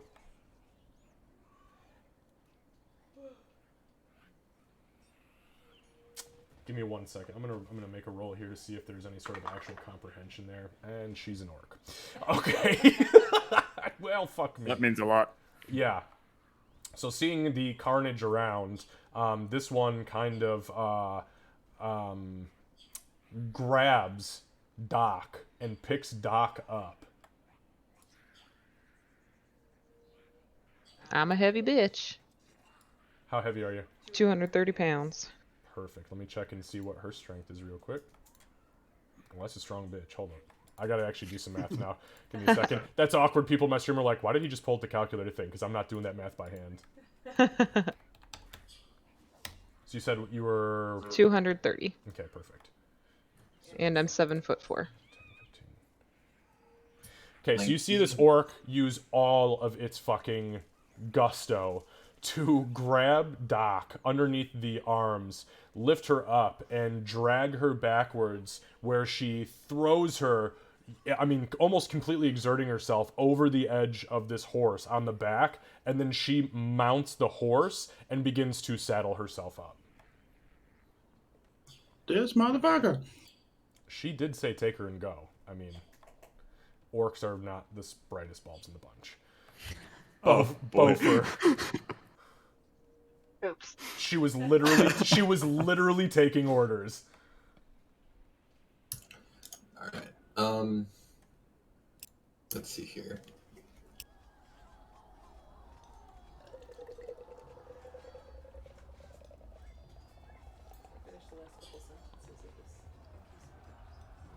Smack him. Trying to think, man. This is a terrible situation to be in. 20 seconds. All right. So I'm gonna go ahead and stand up. Okay. I'm going to try to attack this one right here. Guiding bolt, first level. Okay. Go ahead and Kill the horse. make a make an attack roll for me, please. I'm gonna use my inspiration for this. Okay. And I stood up for that too. Yep, understood. Yeah, so 16 just barely hits. You clip that broad as she is saddling up on the horse. Your magic pulse is out. There's no counterspell, as unfortunate this guy's tapped on those. And it streaks, yeah. barely missing the horse and just hitting her in the thigh. Her whole body illuminates as this smoke begins to rise from the now open laceration. Oh, here's damage. Okay. Damn.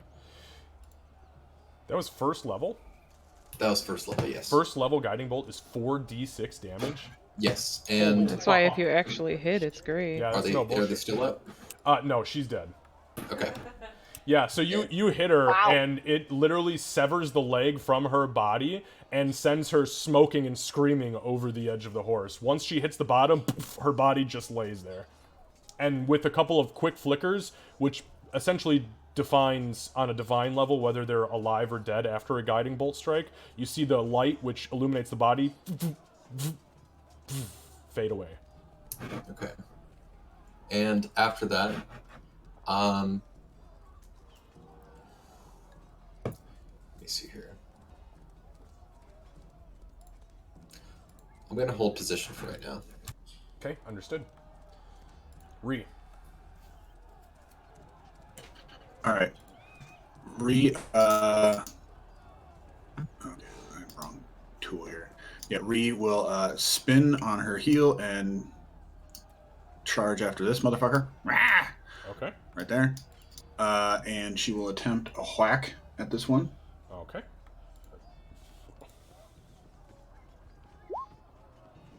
Probably not. 12 does not hit, unfortunately. This guy's only wearing hide armor, but it's just strong enough to withstand the brunt of your Morningstar. Yeah, that's shit. That's gonna be it. Fuck, that sucked. Okay. So, this one back here is going to charge Meepo, again screaming with both short swords out, literally like tries to lunge on you, almost in this fucking frenzy, especially now that the centaur's down.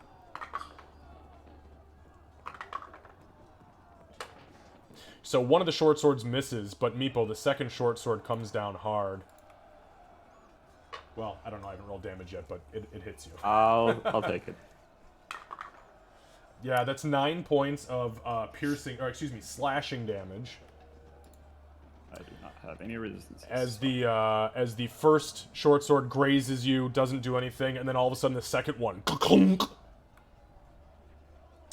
That is it. That is the end of that turn. Meatball. Okay. And Meatball. did you change your HP? I did, yeah. It's 10 now. I had 19. I lost 9. Okay, sorry, I was just making sure. I'm not actually paying attention, Yeah. so that's why I asked. Okay, go ahead, Meepo. Oh, actually, no, I'm Meepo. sorry. Hold on. Give me a concentration check. That's true. So that is... That's Sorry, go ahead. just a con roll, right? Yes. Gone.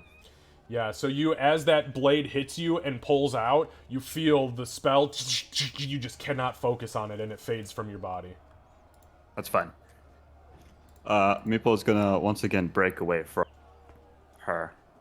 So if you want to make attack of opportunity. Oh, absolutely I do. Nope, that's an 11. Swings at you wildly and just barely misses you. And then Meepo, my last level 2 spell slot, is gonna cast a... Hold on, I need to make sure I have the spell slots for this. Sorcery points, not spell slots. You should have 5 sorcery points at your level. Or, I mean, sorry, 4. No, 4. Yeah, but I need to see how much it is for the meta magic.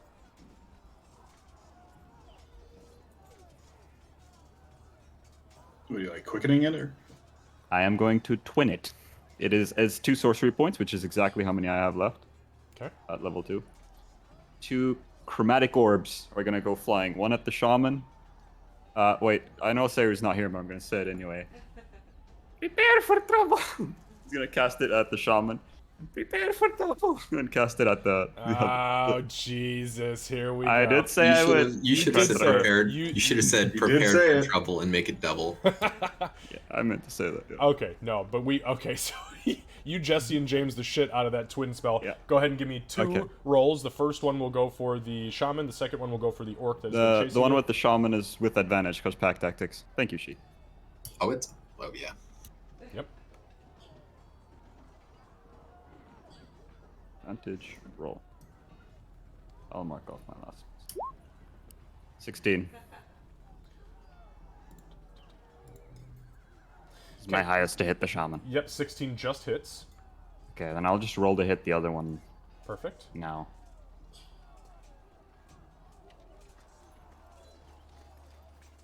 Oh my jeez, I'm rolling like garbage now. 8 to hit the other orc. Yeah, so the 8 does not hit the second one. It kind of Yeah. nimbly ducks out of the way as this streaking dragon head screams past it, but the shaman definitely gets nailed. So go ahead and roll Alright. roll a 4d8. thank you. 16 damage. I did not roll great. Except for the 1 dice. Roll this up.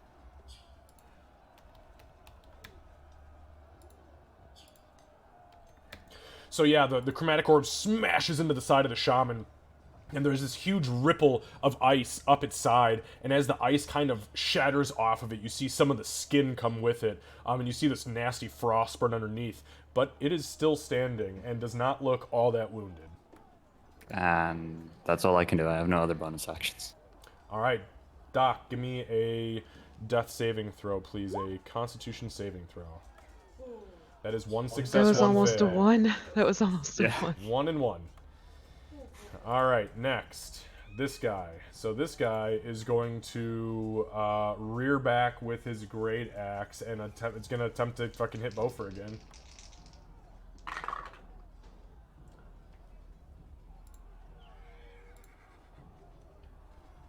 And that is a miss with the great axe as he comes down.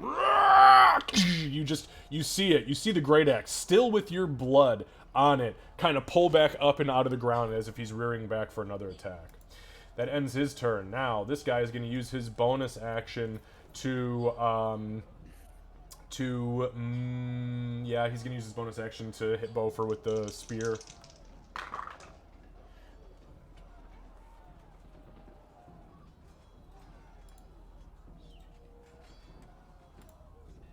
Sorry guys, bear with me. I'm clicking through a lot of fucking screens here. That's fine. Okay, so that is a 19 to hit. I think that's just barely a hit, That's right? barely, Another yeah. 18? Okay. So that's going to be... Actually, hang on. I don't know how much damage this fucking thing does, because it's not a normal spear. I think it's 1d8. It is 1d8. Okay. So that's going to be 7 points of force damage as this spear just hits you in the back and almost propels you forward onto the ground. With that, he is going to use his action, and he is going to use the spear to, I'm sorry, the staff to attack she.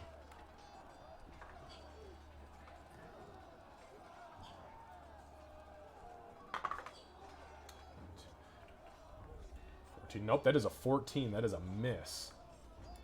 Okay, that is going to end his turn. She. I'm going to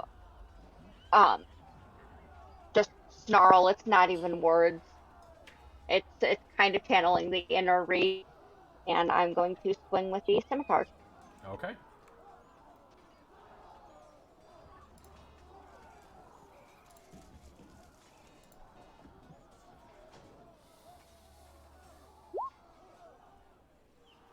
Okay, the 10 does not hit, unfortunately. You swing with the first scimitar, and he kind of parries it with the staff.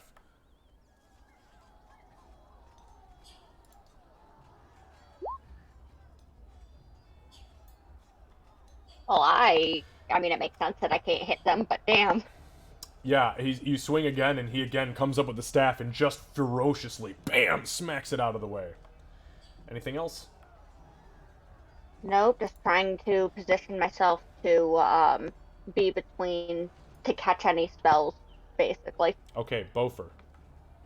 All right. I'm gonna walk away from him, so attack of opportunity.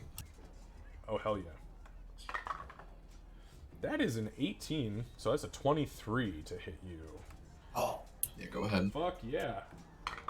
Fuck it, damn time I hit you once. That's 6 points of slashing damage as the Great Axe catches you in the shoulder blades. Again. Alright, so I'm gonna go ahead and get my potion of healing and put it in her mouth and try to make her swallow. Sorry, give me 1 second here. Sorry, I was trying to make sure that we could actually see her on the horse there. Okay, I'm sorry. So you're gonna withdraw a healing potion and you're gonna feed it to Doc? Yes. Okay, go ahead and mark the healing potion off of your sheet, please. And then roll 2d4 plus 2.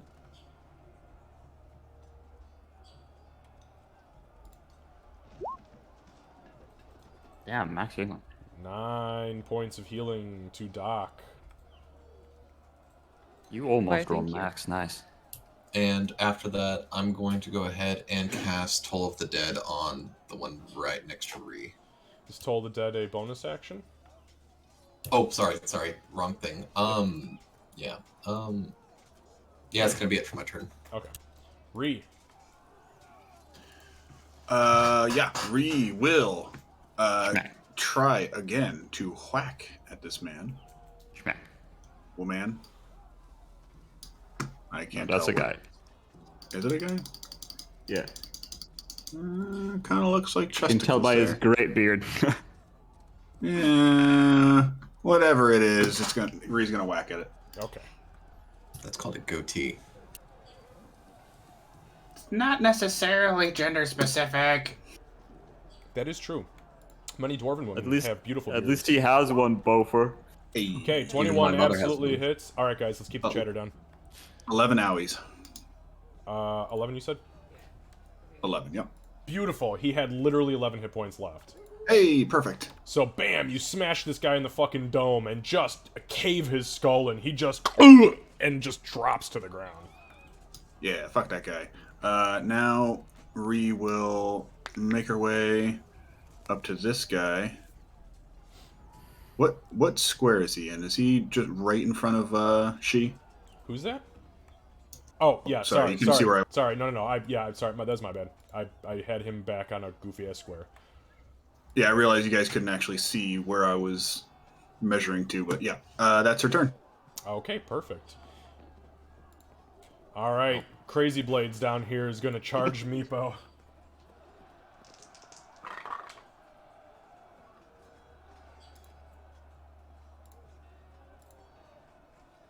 Okay, so that's gonna be 2 hits.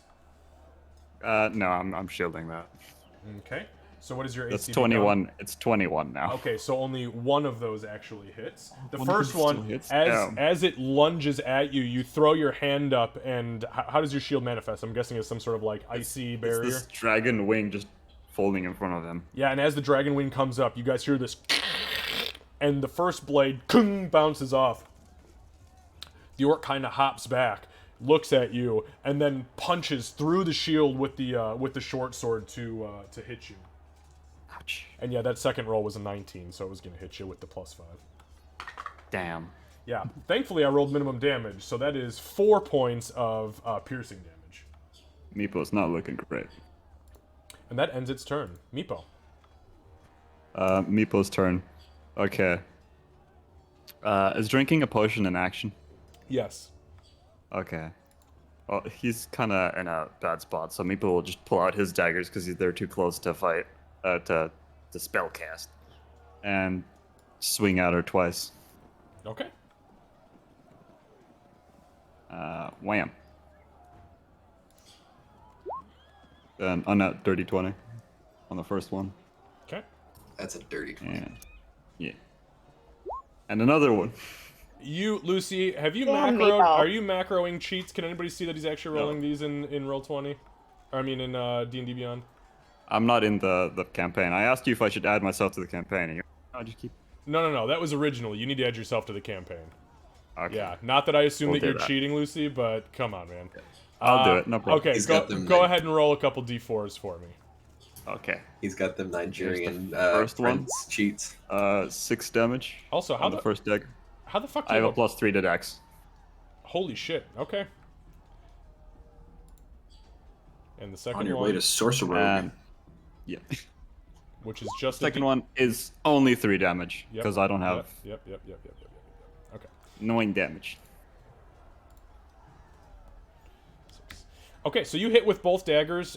They draw blood, but it doesn't seem to be fatal wounds. But you are definitely locked in a melee with another dual wielder.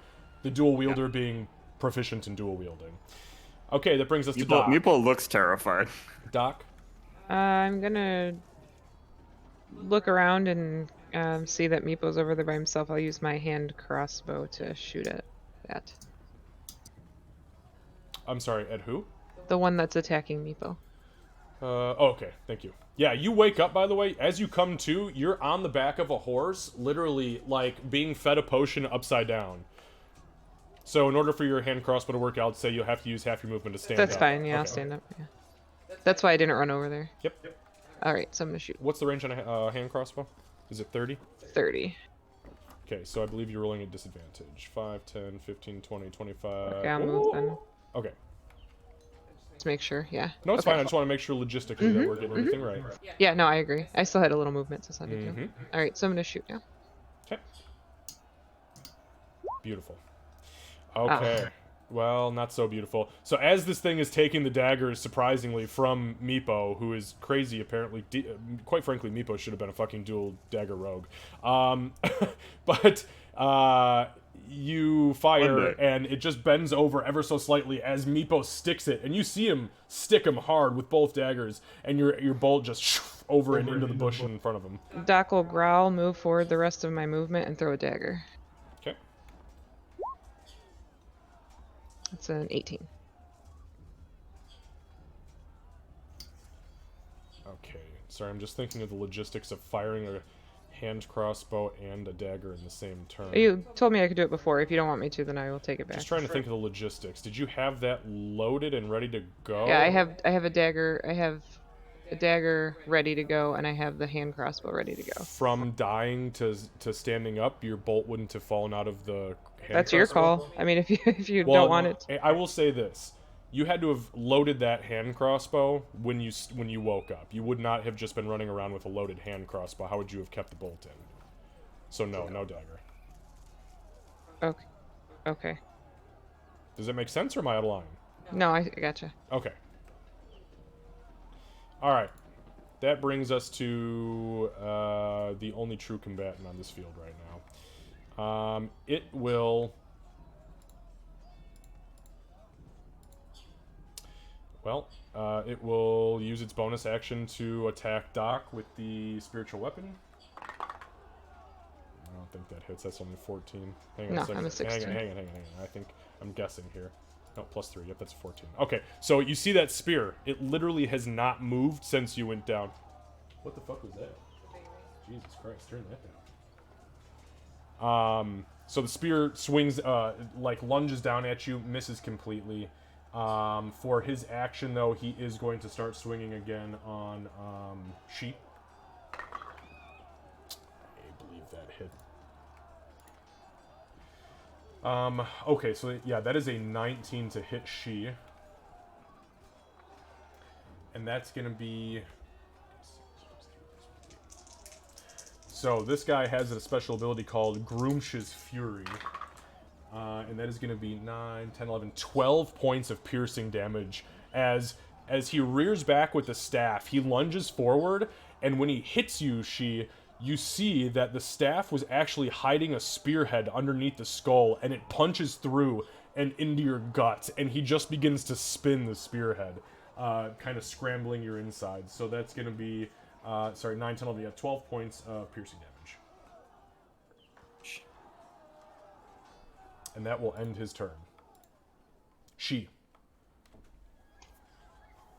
In response, I am going to spit at him and then attempt to scimitar. Okay.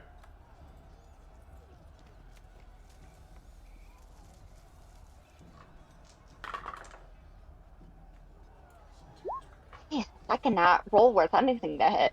Again, he's watching you now. Like, he knows that you're watching him as prey, and he's not paying attention to shit else around him, well, except for a spiritual weapon. But he parries the first attack.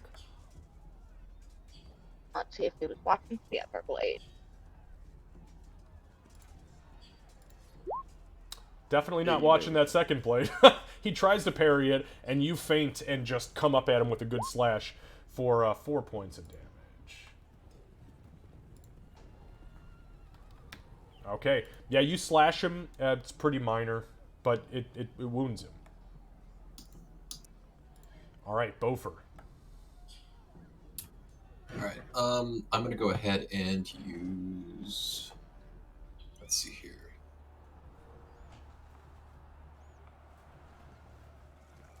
Did you want to move? I'm gonna go ahead and cast Call the Dead on this guy right here. I'm sorry. Can you highlight who that's going to? That's Thank a you. wizard. Okay, and it's a wisdom save. Yes. I am guessing I did not roll well. This guy's got a really good wisdom saving throw too. Oh yeah, but I still failed. I rolled a 6. Yeah. So let's see here.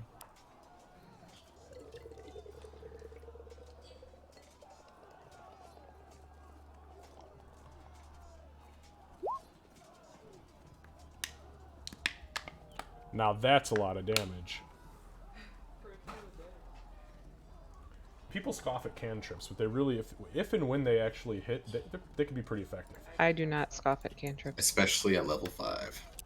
Oh, Candace has killed. Well, never mind. You know what? I'm gonna get myself hyped up if I start talking about the goddamn hags again. Okay. All right. Yeah. So the thunderous gong goes off of your shield, and there is this ripple of necrotic energy. You feel it hit the back of your body, and you almost immediately feel ill. It passes through you though, and you see the shaman begin to shake as these pustules begin to grow and burst on his face and throat, exposing all of the sinew and tendons in his neck and chest. I have a he is legitimate question. 'Cause I early don't- sick of pustules. For spiritual weapon, do you have to do a Constitution saving throw when you get damaged? Nope. Okay, it I is didn't not a think so. It is one of the. That's why it's one of the best spells in the game. Yeah, that was just You for my cast knowledge. It lasts for 1 minute, no concentration. That's awesome. Thank you. Really? Absolutely. That's good to know. Re. All right. So, Wait, am I wrong about yeah. that? I mean, why not? Let's just keep on keeping on with this guy. Hopefully, end his life. I might be wrong about that. Hold on. Sorry, Candace called me out, and now I'm like, I think you're right. when she calls me out on things, then I start second guessing. I go into DM brain. I'm like, you don't know shit. You're an asshole. You don't know your shit. I wasn't calling him out. I agree that I can think it confirm, sticks around. I can confirm that it is definitely 100% 1 minute bonus That's action what I cast, thought. bonus action used afterwards, which is why it's one of the best cleric spells of the game. Okay, sorry. I started to sweat for a second. I was like, dude, you're about to embarrass yourself on stream because she just called you out. I was asking because we have a cleric, so that's why I was curious. Not the fact that the caster who's been hit 5 times since it's been out is not rolled a save. No. All right, Ree, sorry, go ahead. Okay. All right. Yeah. Ree's gonna slap this guy. Okay. I don't think that hits. No, unfortunately, you swing up at him, and as he turns towards you, you see these nasty pocks just like bursting in his throat, and he kind of swings down, and now the very obvious spear hidden in the skull parries your attack. Motherfucker. Oh boy, here we go. All right, Meepo. You gonna get it. Well, maybe not. Hopefully not, we'll To find be out, honest, yeah. this guy has not hit you very often. He has hit me hard though. Okay, so the first attack misses. The second of attack does hit. Shield. Thank you. Go ahead and make sure you mark those off. How many spell slots you got left? I for have. first I level? have 2 first level spell slots left. Meepo, it's the hat. It's the hat. It's the hat. And I'm sorry, what did you say that brought you to 21? 21 AC. Yes. Okay, so yeah, this was going to be an 18 total to hit, so it does miss. Dang. So the shield goes up, and you just see the short sword boom kind of bounce off of it. All right, Meepo's Meepo, staring your very turn. furiously. This is Savage Meepo, so he's just gonna go straight in for 2 attacks.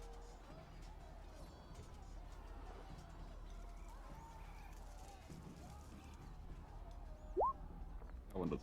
Oh wait, yeah, no. Missed that one. Yes, that does not hit, unfortunately. It'd be a great day. Oh with my 9 god. Oh, Yeah, Oh. What so is with this? The same number rolling. I'm done. as you're kind of shifting through your own shield, which does remain for the remainder of the round, the orc kind of watches at how you're operating and just kind of dodges up and out of the way to get out of your blade range. Doc. Yeah. All right. I'm going to attack this one. Perfect. Thank you. 17 to hit. 17 does hit. 15 points of damage. Yeah, so all of a sudden, like, Meepo, you don't even see it. You're just swinging and screaming and trying to kill this fucking guy, and all of a sudden, it kind of, like, lurches forward at you, but from the chest, and you look down and realize there's a short sword point sticking out of it, and then you just see this little cat head poke up and above its shoulders as the short sword poop, pops out, and it collapses forward. May I please throw my dagger at the other guy? That, do you have your dagger out or your sickle? Well, I have a dagger on my belt. Fair enough. Okay. Yes, you can. I'm Thank so you. glad we grabbed that belt. Ah, it's an 8. Yeah, so, Ree, as you're standing there, all of a sudden, a fucking dagger, like, as you're rearing back, boom, bounces off of your Morning Star. My bad! Wow, wow, wow! I thought maybe you were raging and needed to get hit. Alright, so, Control. at this point, the horses have started to panic. Fuck. And the horse to the far east bolts. It just takes the fuck off. Full sprint. The one in front of you, Bofer, it rears back and attempts to hoof you, but it does not look like it's trying to murder you. It looks like it's trying to get the fuck away from you because it doesn't know what's happening. And that's a nat 20 and a 16. Oh my god, the plus horse kills 4, him. so that's a 20. So that, give me just 1 second here. Oh, this thing's kicking me across the field. Nah, it's not going to be that bad. They're just draft horses. I mean, it's going to hurt, don't get me wrong, but...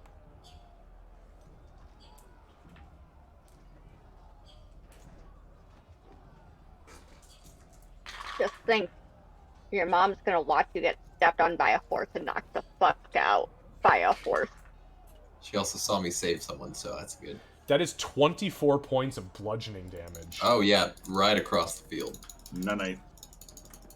So, Meow. as it does so, though, again, it doesn't look like it was targeting you. It was trying to run past you, and you were in the way. You got fucking trampled. But it fucking bails, and you guys see that out of the corner of your eye in this combat. The horse, like, kind of, like, partially rears back, and you hear it, just fucking stomp Bofer in the back, both front and back hooves, and he hits the ground fucking hard.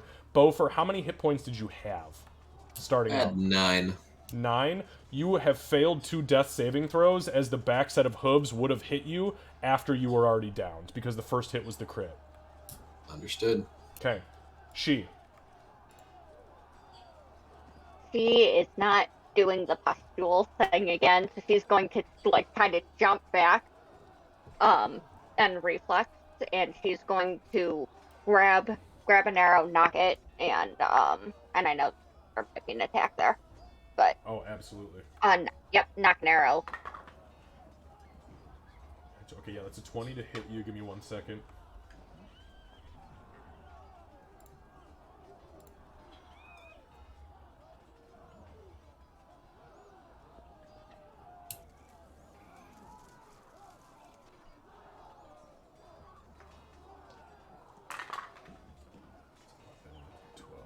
That's 14 points of piercing damage.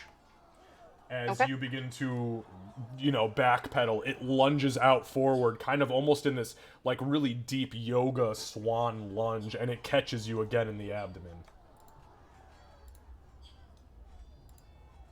Okay, so I'm And sorry. I'm going- Yeah, go ahead. Yep, I'm going to knock that arrow, I'm going to take aim at my prey, and I'm going to fire. Okay, go ahead and make your attack.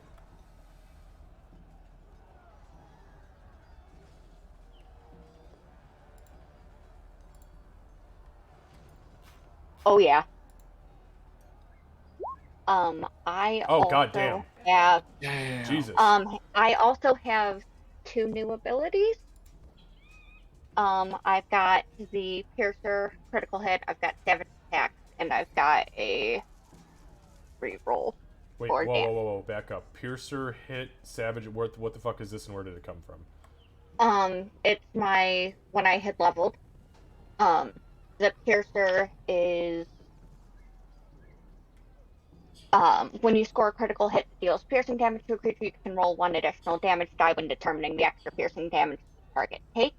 Okay, where did you take this from? Did you and I discuss this? Yeah, it's the just the level thing. 1 second, I'm looking to see exactly where it came from, but it was just with my level.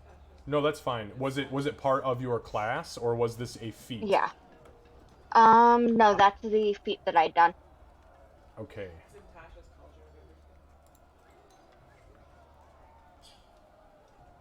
I'm just looking to see where did we discuss it, because I'm looking back at all of our conversations and I don't see it. We talked about it when we had done the level thing. I had said I had originally was going to do the one, and at the very end of I don't remember what I was going to do originally, and at the very end I said, "Is it okay if I change it to Piercer instead?" You said, "That's fine. The level's not happening until you rest. That's why." Okay, yeah, we'll call it a okay for now, but I'm going to review and just see where that conversation happened, because I honestly, I don't remember it. Yeah, it was. Especially it was with a you not verbal being or- here, so... yeah. Oh, we discussed Yeah, it on that's fine. stream?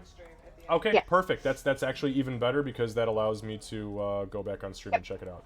Okay, so how much damage are we looking at? Whoops, sorry. So it did the Piercer feat there already. So I just get to do my Slayer's Prey and the Savage Attack.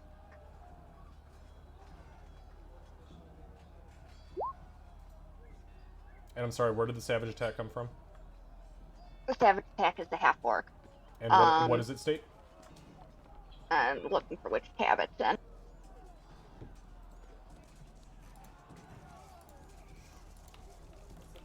When you score a critical hit, roll 1 of weapons dice 1 additional time and add it to the extra damage. Beautiful, beautiful. Okay, so give me a damage total, please.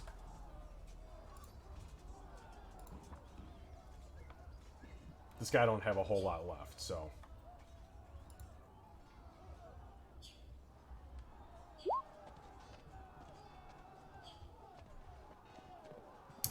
And I'm seeing so many numbers. Okay, wait, why was another D8 rolled? I'm seeing 2d6 That was plus the a Savage D... Attack.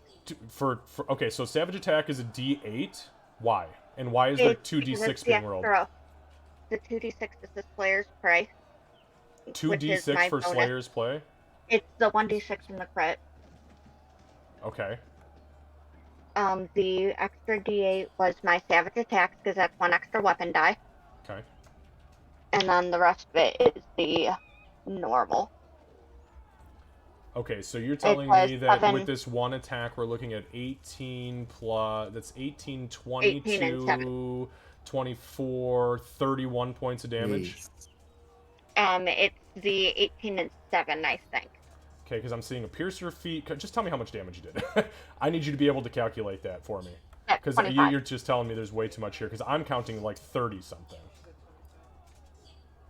It's 25. Okay. Alright, we're going to reevaluate that at some point, but yes, Yeah. he only had 14 hit points left, so you easily dropped that fucking guy with one shot. Okay, anything else? No. Alright, Bofer. Give me a death saving throw. How do I? What is that again? Just a Constitution saving Yeah, throw. just con. Bofer, you have officially died.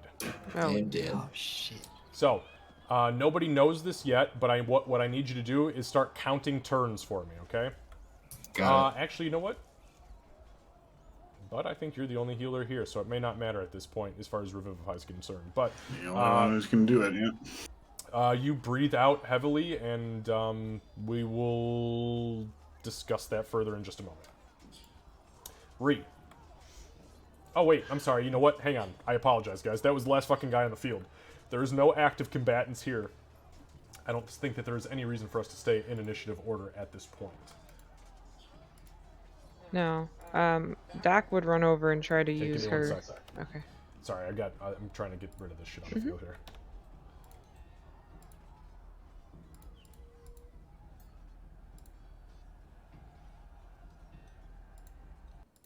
Okay, sorry about that. Go ahead. Doc would run over and try to use her healing.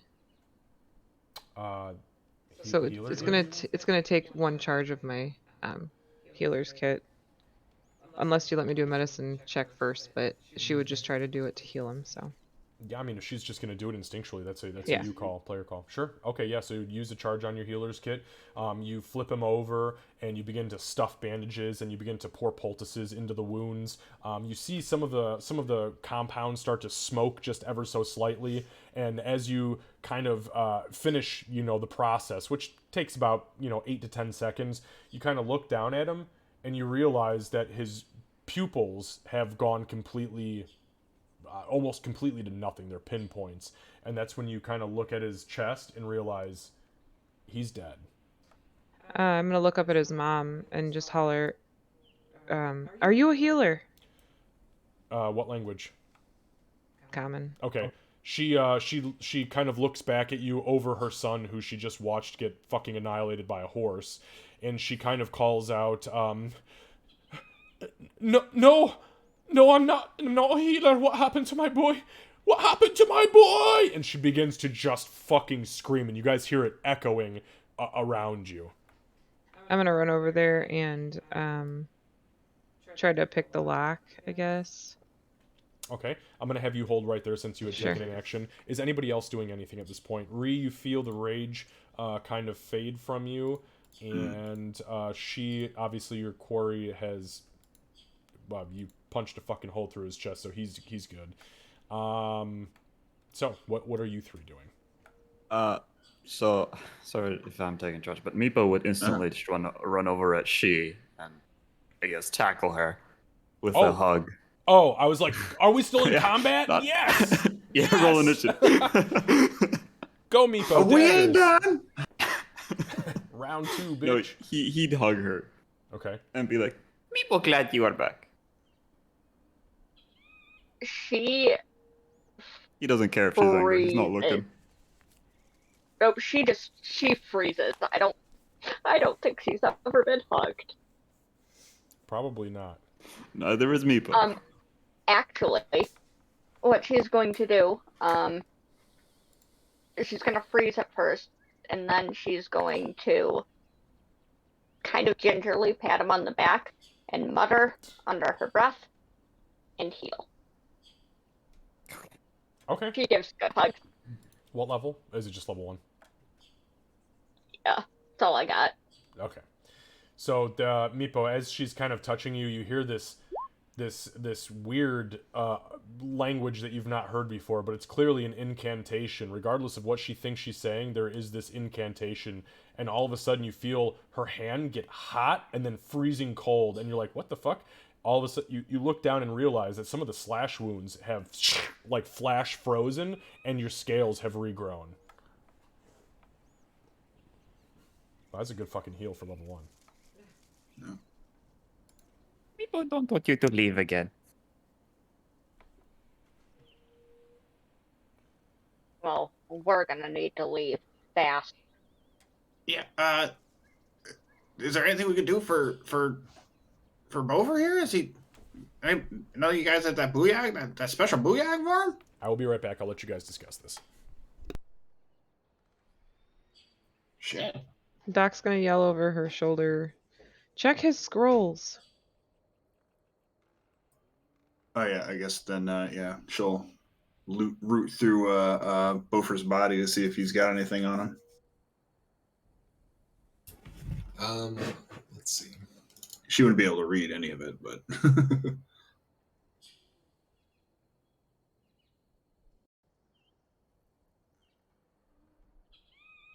Yeah, nothing with any healing property. any life-giving property. That Yeah, is. no booyog. No, none of that. Well, no healing booyog, just a healer's kit. Beyond that. Oh fuck.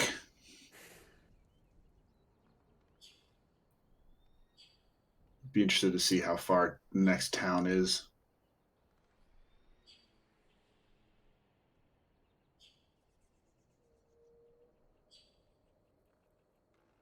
And then maybe see if we can catch up with those horses. I mean, Doc has a map, but she's over by the cage. Yeah, I guess then Ree will yell out to Doc. How far away from me are we from the next town? Would I know that offhand or no?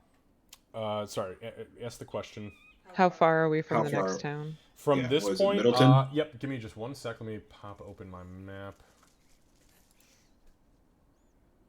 I would think Doc would know because she used to travel around here a lot. Yeah, so with where you guys are with the Oasis, you're probably about an hour and a half out. You think they got any of those priestly kind of booyah motherfuckers up there? It's going to be expensive. Like, more maybe than we can afford. You're also going to find about 235 gold pieces on Beaufort. Oh, so you could have paid for his mother, you assholes. Well, we we didn't have? know. Yeah, He's we the one that could've. started it. Not for all of us. For 750, if it was 750 total for us to walk away, you we guys had could it. have afforded it. I knew that ahead of time. I figure that's why you said that number. Yeah, I just didn't know if I Ree wouldn't know how much money she had on her. Doc has no idea how absolutely not. Nobody's you guys haven't had time. You guys have been busy as fuck. It's true. It's true. Yeah. Well, I'm just saying, like, she probably wouldn't be able to do the math. Oh, yeah. Just lots of shiny fucking coins. Yeah, exactly. I don't know.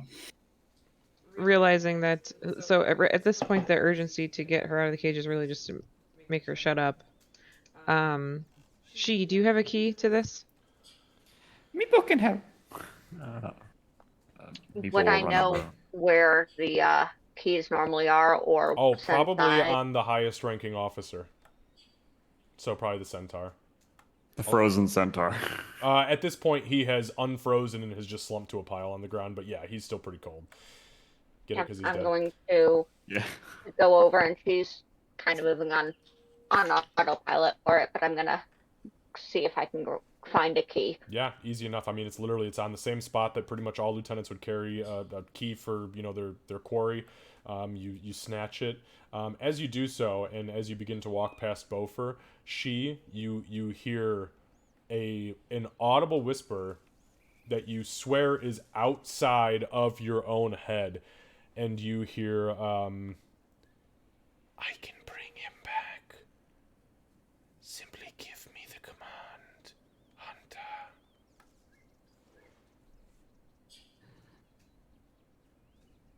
Only she Not hears it. familiar anyway. You've never heard it before. Also, Cat, we lost you on visual. Okay, I'll refresh. She was the only one that heard that? Yes, she was the only one who heard that. It's as she's moving past Beaufort with the key in hand.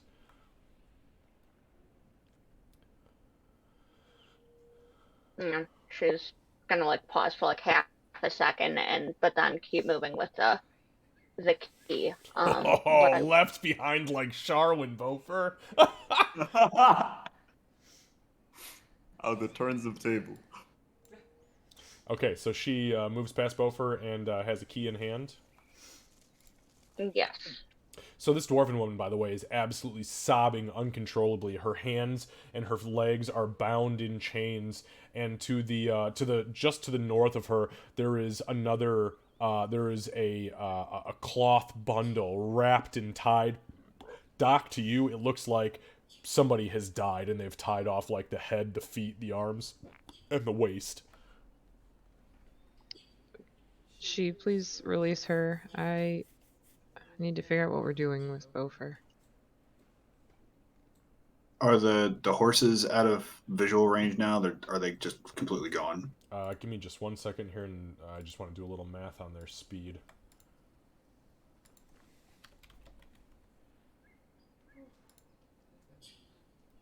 Oh fuck yeah, they're gone. Yeah, they're within. I mean, 2 rounds. That would be 8,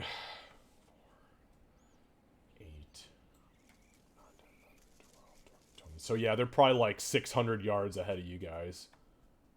Dick. Just fucking smoke. I mean, just trails of smoke, hauling ass as fast as they can. But one is moving east and one is moving south.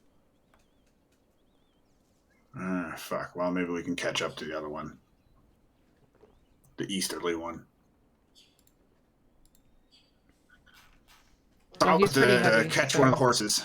Yeah, so I was to catch one of the horses and throw him in the back of throw I both could in the back try. of the wagon. I could then- try to catch one of the horses. I can run pretty fast.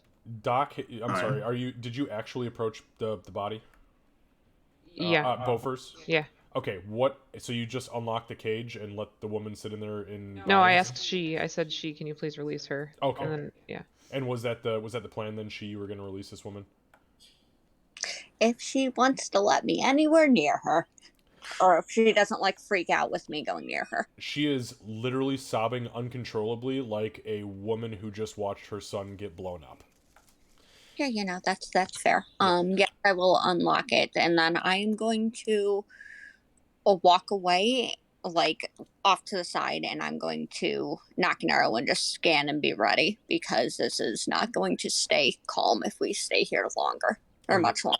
Understood. Doc, as you approach the body, you also hear there is this.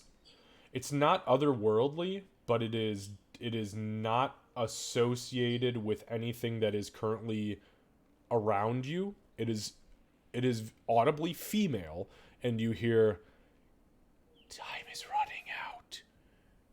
I can bring him back. Simply give me the command." Does it familiar to me at all? Never heard it before. Can in I my life. insight check it? Sure. What are you trying to? Sincerity. What insight are you? Okay. Touche. Yes. Go ahead and give me an insight check. Yeah, it's only a 10. That's fucking as sincere as a voice that you swear you heard somebody just whisper over your shoulder. Say. Do it. Okay. With that, there is a flash of light over Bofer's body. Give me just one moment. I need to check something. I don't know what I did. Sorry, guys. So you hear Doc say out loud, "Do it." Do it. Catch a horse? No. I don't know. I know exactly what you did. Bofer from a pouch on Bofer's belt. So on Bofer's body, you guys see this flash of green energy. His body rolls over onto its back, and two of his pouches flip open. You see a handful of gems creep out of his pouches. You see 2 sapphires. You see a piece of azurite. You see 5 shards of emerald. Sorry, give me a moment. I'm just taking a look and seeing what this fucking guy's got on him. Everything. Nope, that was it. So you see those gems float out of his pouches and begin to circle around his midsection. Candace, you audibly hear, "You were just in time." And there is another green flash. All of the gems vanish. They vaporize. And as they vaporize, that essence then funnel downwards, almost in a tornadic form, into Bofer's mouth, which gets popped open. As his mouth gets popped open, you guys hear the following. Bofer?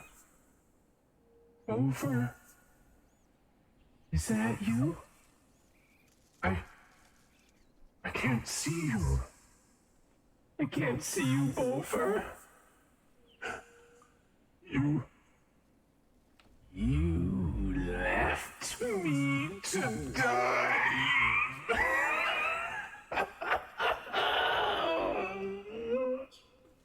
I will see you burn, Bofer. I will see you burn.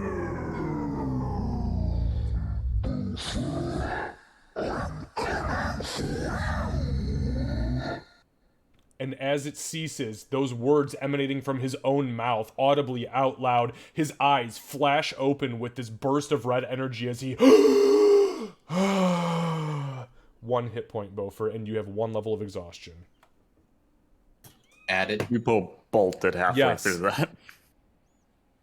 The added level of exhaustion means that your speed is halved. Understood. The fuck was that? Oh. FYI, I really hope you guys like that. That was Absolutely. very Yeah, fucking a creepy. little bit. Got like, some chills on that one. Ooh, it's creepy. So I love cool.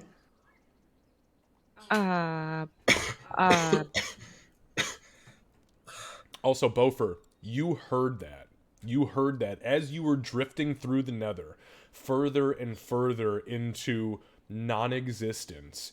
There was a spark of red, fiery energy. And in front of you, you saw your nightmare.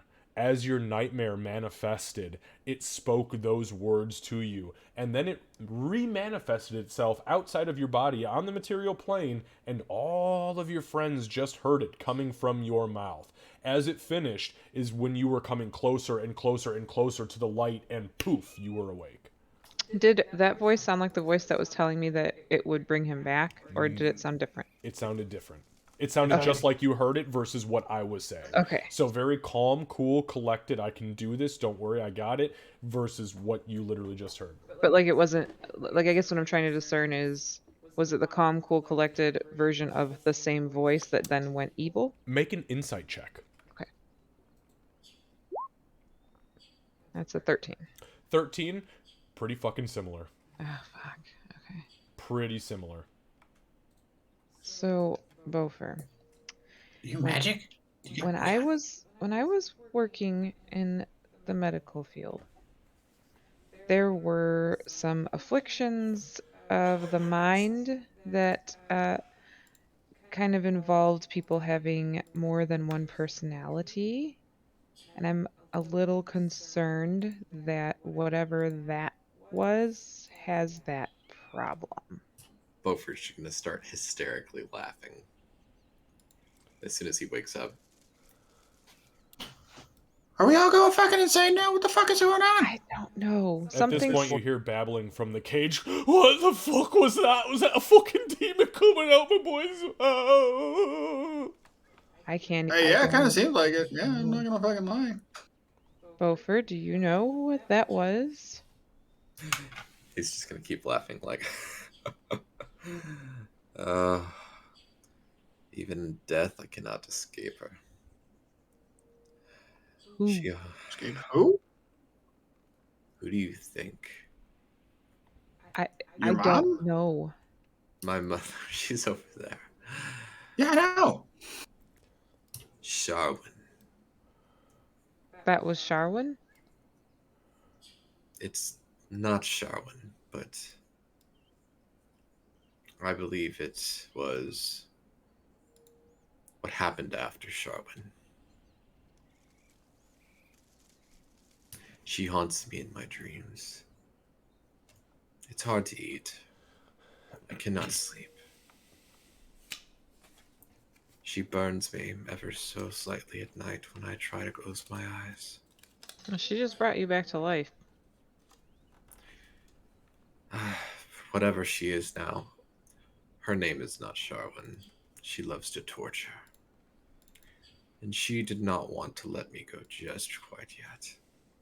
Well, thank goodness for that, because it is a really long trip to the next town, and if you didn't think we had 750 gold to pay for your mama, we definitely didn't have enough to bring you back. So, whatever that's worth.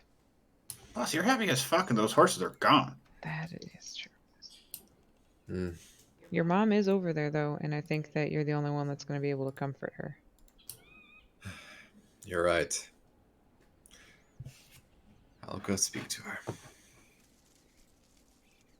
I'm gonna start walking and limping over to her. And you guys can see, he is fucking emaciated. He has huge bags under his eyes. He's probably hungover as hell. He is so exhausted. This man needs a fucking night's sleep. Or, actually, Doc, give me a medicine check. Actually, Doc and she, give me medicine checks. 16.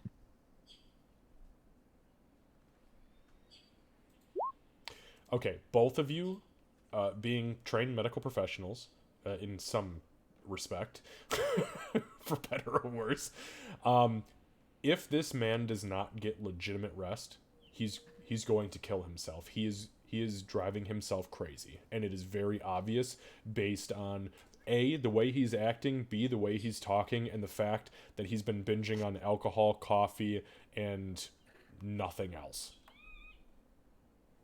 I'll leave that there. Beaufort, you approach your mother.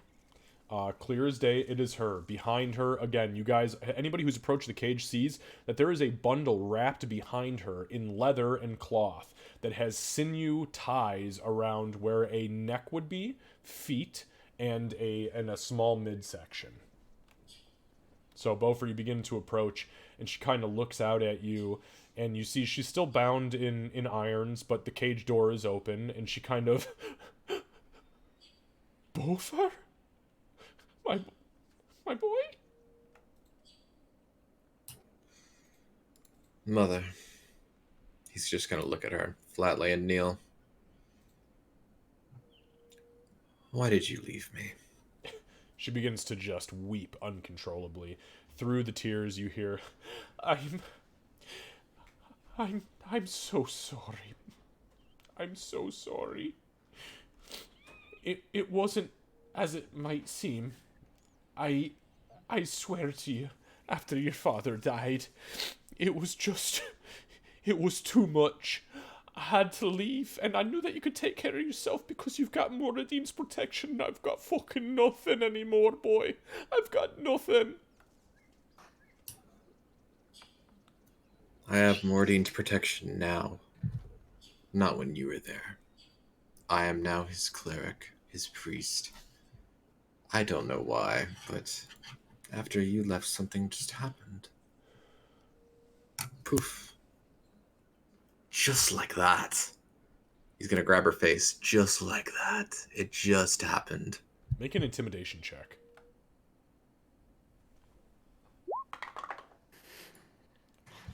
She kind of, you see her kind of, like, legitimately her eyebrows go up, and she just goes, Beaufort, stop it, you're scaring me. Why do you left me? I had to dig my father's own grave, and you left the next fucking day. She starts to cry again, and she says, Did you miss the parties, the gold, the grandeur of the kingdom to the north? Did you miss my grandfather? Is that where you were going? You left me, woman. And I died to come save you. I died. And he's gonna step away. Make an insight check. You see her very visibly as you let go of her face finally after you lay that on her. She glances backwards, almost as if looking at the body that's wrapped behind her. And she goes, Beaufort, you're all I have, I swear it. He's gonna look to the body and walk around. In the cage? Yeah, it's in the cage. I'm gonna walk to the back. Okay. No! What are you fucking doing? And she tries to like almost shoulder check you, but as she does so, she's still bound in irons, feet and legs, and she only gets so far. What are you doing, Beaufort? No! He's gonna use command and say silent. Okay, what's the spell DC on that? That's gonna be 14. I rolled an 11. So as she calls out, Beaufort, no,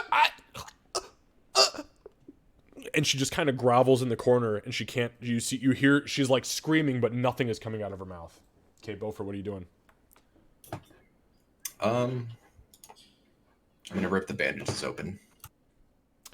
Okay, so as you start to tear apart the bundle on the face. Yeah, on the face. You tear the bandages off. It's probably a middle-aged dwarven man, unfamiliar to you. You've never seen this guy before. He's got dark brown hair. You kind of pull his eyelids open. You can see that his eyes were at whatever point in time green, bright emerald green. But you have no idea who the fuck this guy is. But he's middle-aged, probably about somewhere between like the 60 to 70 age range. Next, I'm gonna look at his hands. Okay, so you unbind the center and you kind of peel them apart. You pull the hands out, and as you pull the hands out, you immediately catch the fucking signet ring. You catch the signet ring of House Hammerthorn on his left hand. It's on his pinky ring, bright as day. As you pop that off, you look underneath, and you see that etched into the bottom of the signet ring is the name Mary, Merry Hammerthorn. And then it actually, give me a history check with advantage.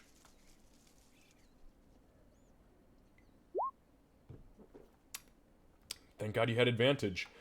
This guy is the great-grandson of Thorgrim Hammerthorn, who is the House Patriarch of House Hammerthorn. Say it one more time for me, please. So his name is Mary Hammerthorn, Merry Hammerthorn. He is the great-grandson of Thorgun Hammerthorn. Thorgun Hammerthorn is the patriarch of the Hammerthorn banking house from Helmcar. This is your clan's opposition.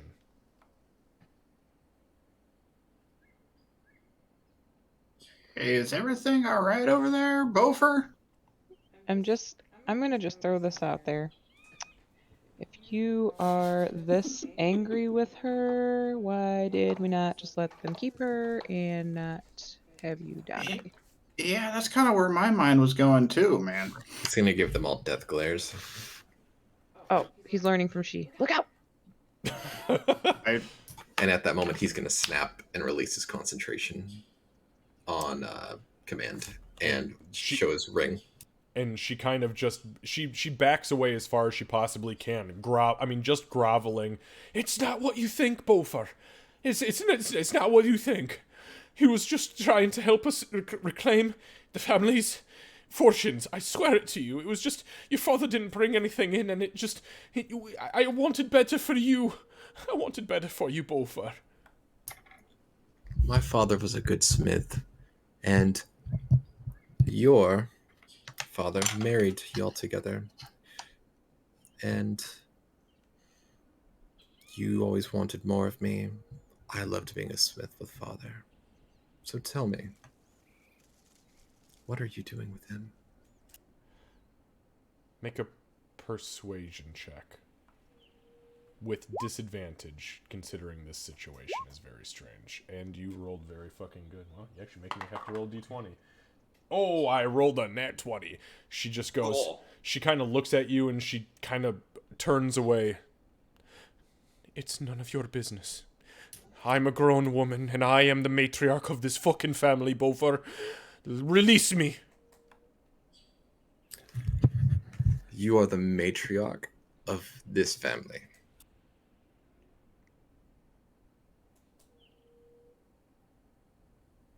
She stays silent. Her hand's out, though. Out to you. Open your hands. She does so. She opens her hands. He's going to place the ring on there and walk away. Oh, you son of a bitch. Give me a second. Okay. As Bofer begins to walk away, you see her hands outstretched with this signet ring on them, still clasped in irons. Slowly close around it. And then she brings it back down towards her chest.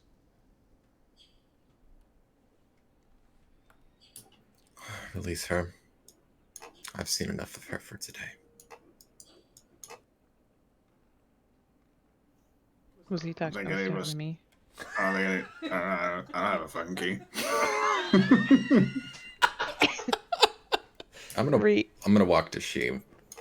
Rhea, I have a question. Yeah. I'm gonna switch to Goblin. Yes, my dear. What?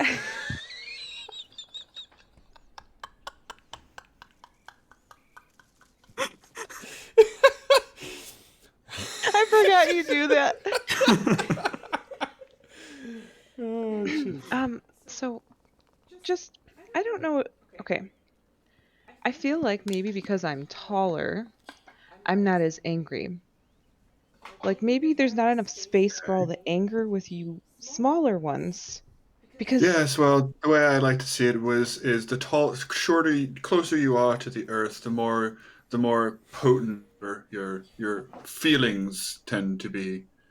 Is the way I see it, at least. Hmm. So I'm just like up Channel the rage of down. the earth, you know. Yes. Okay. Yeah, that actually answered that for me. Do you have a key? I don't have a key. Oh, I don't have a fucking key. I've never. I'll go try to just pick the literally. lock on her shit Okay, give me a dexterity check. with all my fanciness. And it's gonna be at disadvantage because you broke your locks and the Sun of the Citadel never replaced them. Oh yeah, that's right. Or your lockpicks.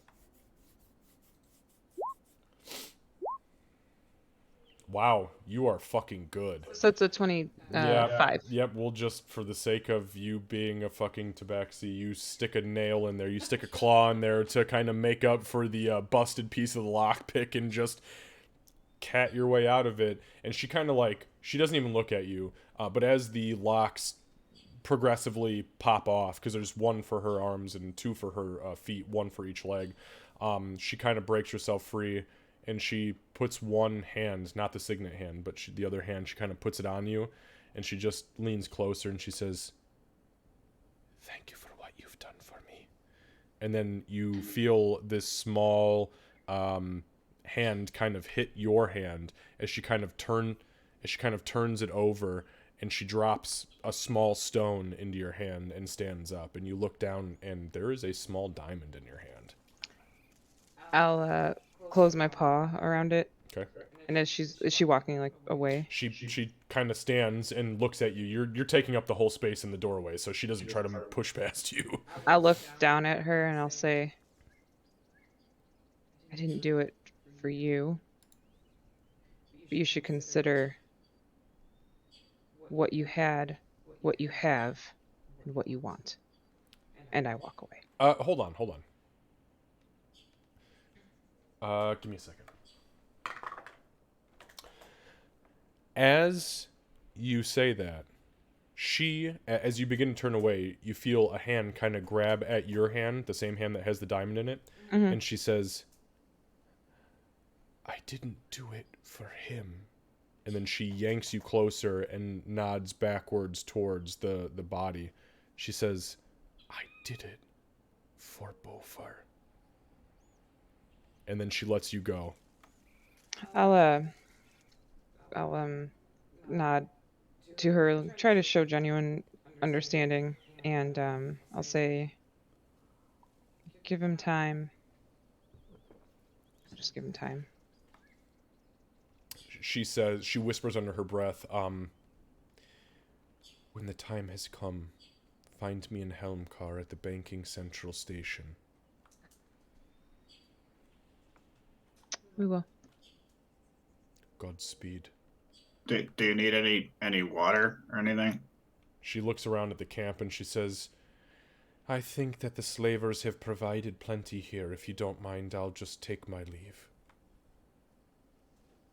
I'm okay with it. We're not All right. We're not gonna enslave you. So. She kind of steps out of the cage. Oops, sorry, Doc. As I'm moving, woo! And she goes over to like the water pails. She kind of turns and kind of splashes water in her face, grabs some water. She goes and grabs some supplies, disappears into a tent for a minute, and then she just begins to fucking head off. Doc clears her throat and kind of goes back into Doc mode and says, "Careful, there's slavers out there." You hear an audible giggle. Couple miles down the road, find her in another cage. All right, that's not doing it. Not doing this again. She's been run over by a horse. Hey, we have a diamond Runs now. in the family. It runs in the family. I am not okay with any of this. Glad you got it. Oh god. Poor Boo Boo. He's trying so hard to stay character. Okay. All right, you crazy fucks. What are you doing? I was gonna have a conversation with she. Yeah, I want to search things. Yeah. Okay, so give me bodies. Do you want to do the searching or the conversation first? we're not going to roll for searching. You just search the camp, quote unquote. So start your conversations, and I'll tell you what you guys find. Or nobody talking. We can just. Oh, I'm sorry. I didn't hear. was waiting for you guys. So I'm gonna heave my shield down like right next to me and sit down where she, like right next to her, like across from her, I guess. I'm just gonna exhale and say, I'm sorry for doubting you.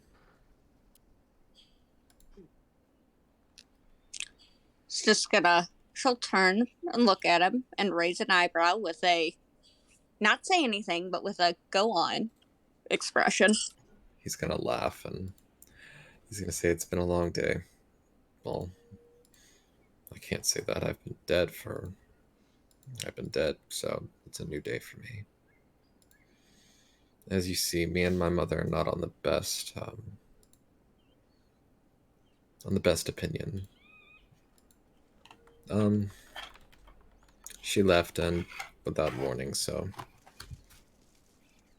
I wanted to get to see her. Not because I missed her, but I needed answers. And you thought those answers would come by getting us all killed. It's quite different. As you see, when it comes to family, I want her to live. And I want her to live with what she has done to me and my father. I am far from sentimental, dwarf. But that is going to get you killed. It's already gotten me killed. And it's gonna get me killed again. By whatever this fucking thing is haunting me. Moradine is here, but he won't intervene with whatever this thing is, and whoever those people were that you were serving it, I have no idea. I couldn't understand a fucking thing they said. But kind of sounds like something was going on there. So what exactly were you doing here with her? She's gonna stop for a long moment and she's just gonna kind of look at you. She's gonna take a deep breath. You know exactly what I was doing here. Ignore the cattail on camera. You know exactly what I was My bad. Dog walk by. Okay, so What, trying to make some money? Or were you gonna try to get her out? Because I know I remember I asked you this question about when we were by ourselves if you knew this woman. What? And she clearly had a banner. Yeah, just make an intelligence. Well, she check. left Bree. Yeah, just go ahead. Yes, well, it seems we'll never find out if I would have been able to talk her out. Next time you decide to cast at one of the centaur lieutenants, and then she devolves into Orcish and she just yells at you. And it's at least a solid 20 seconds of actual yelling as she loses her cool for a moment. And this is the first time you guys have ever seen she legitimately borderline lose her shit. Audibly lose her shit, verbally lose her shit. And as she devolves into the Orcish, there are grunts and moans and hand gestures that are so artistic in nature that they're almost moving and absolutely fucking terrifying all in the same respect. Bover's gonna listen to all of it. Just say,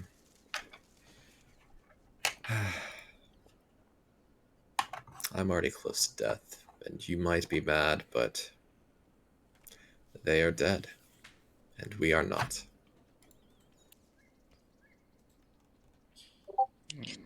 She's going to go very, very still at that. She's going to lean down towards you, get really fucking close to your face, and speak in a low, low tone. You are not going to stay dead if you fall again, because no one else is going to remove you from this godforsaken earth except me.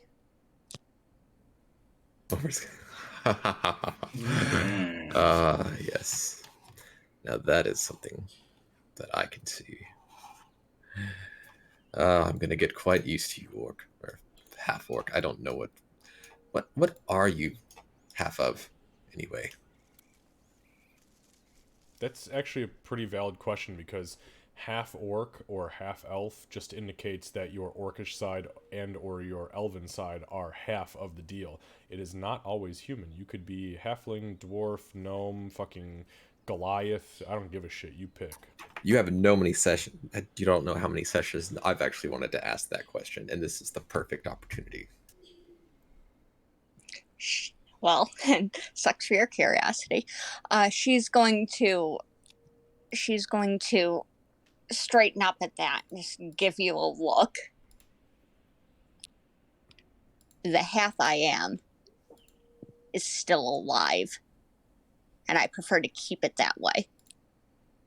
Well, we've killed the companions, and you still need to get a name, don't you? He's gonna walk away at that.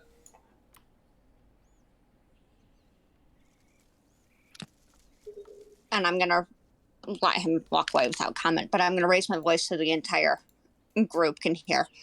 We need to get going sooner rather than later. This is going to cause problems that will likely follow us. Nearly done looting. Yep, almost done. And as we were looting, just so that you know,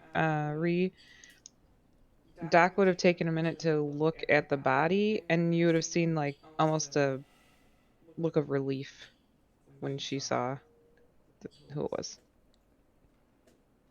The what body? Oh, the one in the cage. Okay. Yeah.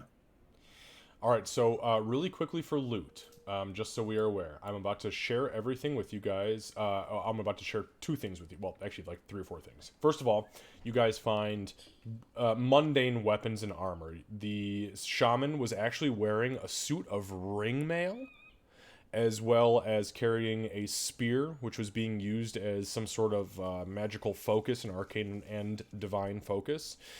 You find a holy symbol, or unholy symbol, depending on who you are, of Groomsh. You find 4 sets of hide armor. You find about a half dozen scimitars, javelins, a very big longbow with some arrows. You find 3 spears. If tell me to stop if anybody is not interested in mundane weapons. Yeah, we're not going to grab mundane weapons. Yeah, I'm not, at least. Need to know. yeah. I'm too heavy. How many? How many arrows? How many arrows do you want? I mean, the centaur was an archer, so he's got, there's easily 80 arrows in camp. Are there crossbow bolts? There are not. Wonderful. I'm going to fill my quiver and grab an extra quiver. Perfect. Because I'm running low from the Citadel. Yep, absolutely. So you grab your quiver and then stock another 20, and you are locked and loaded. You also find a handful of tools. You find rope. She did have all of your guys' rope. There's also 3 or 4 bottles of dwarven wine that she took as disinfectant. Lying around camp. There is also a couple buckets of water if you want to refill water skins. Yep, I do. Perfect. I'll do that. Then on the shaman, you find this crazy ass metal rod. It's almost made of a soft metal like pewter, but it has this crazy obsidian chunk at the head of it, and it looks like this. Whoa. And that was on its belt. So that's that. You guys also find in raw coin, as well as a book filled in the Sylvan language with bounties and contracts and actual, like, legit, no bullshit, like, empire level legal documents of slave trade business. You find you find that on the centaur, as well as 2,800 copper pieces. And let me know which one of you will be taking this, or if it's being split between multiple people. You guys, It's gonna have to be split. That's a shit ton of coin. well, let's start. Okay, I'll write it down and then I'll split it. We'll figure it out after that. Let him. I can take a good portion of that. Well, let's if I decide it can now carry because it's 9:55, so let's not bring this to next Okay. session. So 2,800 copper, and it's. You can go ahead and take it, Ree. It's 50. If I can. It's 50 to 1, by the way. Remember, Yeah. so 50 coins to 1. So 2,000 copper, you said? So it's 56 pounds of copper. Damn. Another 26 pounds of silver. That's 1,300 silver. And you guys find 70 pieces of gold. It was 2,800 copper. 2,800 copper, 1,300 silver, and 70 gold. Oh yeah, that super over encumbers me. Okay, I can take it then, because I'm still only. at Mind 20. you, just for clarification, you guys are only about an hour and a half from Middleton. Yeah, that's true. you Well, wanna And do at let's- least one of you has a coin purse of the pocket plane. Am I wrong about that? I am I- wrong about What? that. I'm wrong Yeah, about that. none of us I'm wrong know. about that. I'm looking at Cat thinking of fucking Sybil. Oh, God damn it, Cat. do you want me to carry it? Because I'm probably fine still. I'll care. Well, if it's close by, we'll just Okay. have to take it slow. But yeah, Okay. I'll take. What you said, 2,800 coins. 2,800 copper, 1,300 silver, 70 gold. Yeah, I'll take the copper, and you take the silver and gold if you want. Okay. Perfect. All right, so we'll say you guys are moving at a slow pace. You have Yeah. looted everything. Is anybody taking the journal from the Centaur? Yes. Okay, just put that as Centaur. Enter it as a custom item. Centaur Lieutenant's slave. Centaur Slaver Lieutenant's journal. Who picked up the rod? The rug? The rod, R-O-D. Rod. Oh, it's a wand. Oh, the wand then. And I make that distinction because a rod is about 2.5 feet longer than a wand on average. Understood. May I have the journal?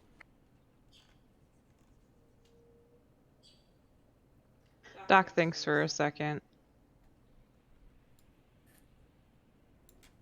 You made it pretty clear whose side you're on.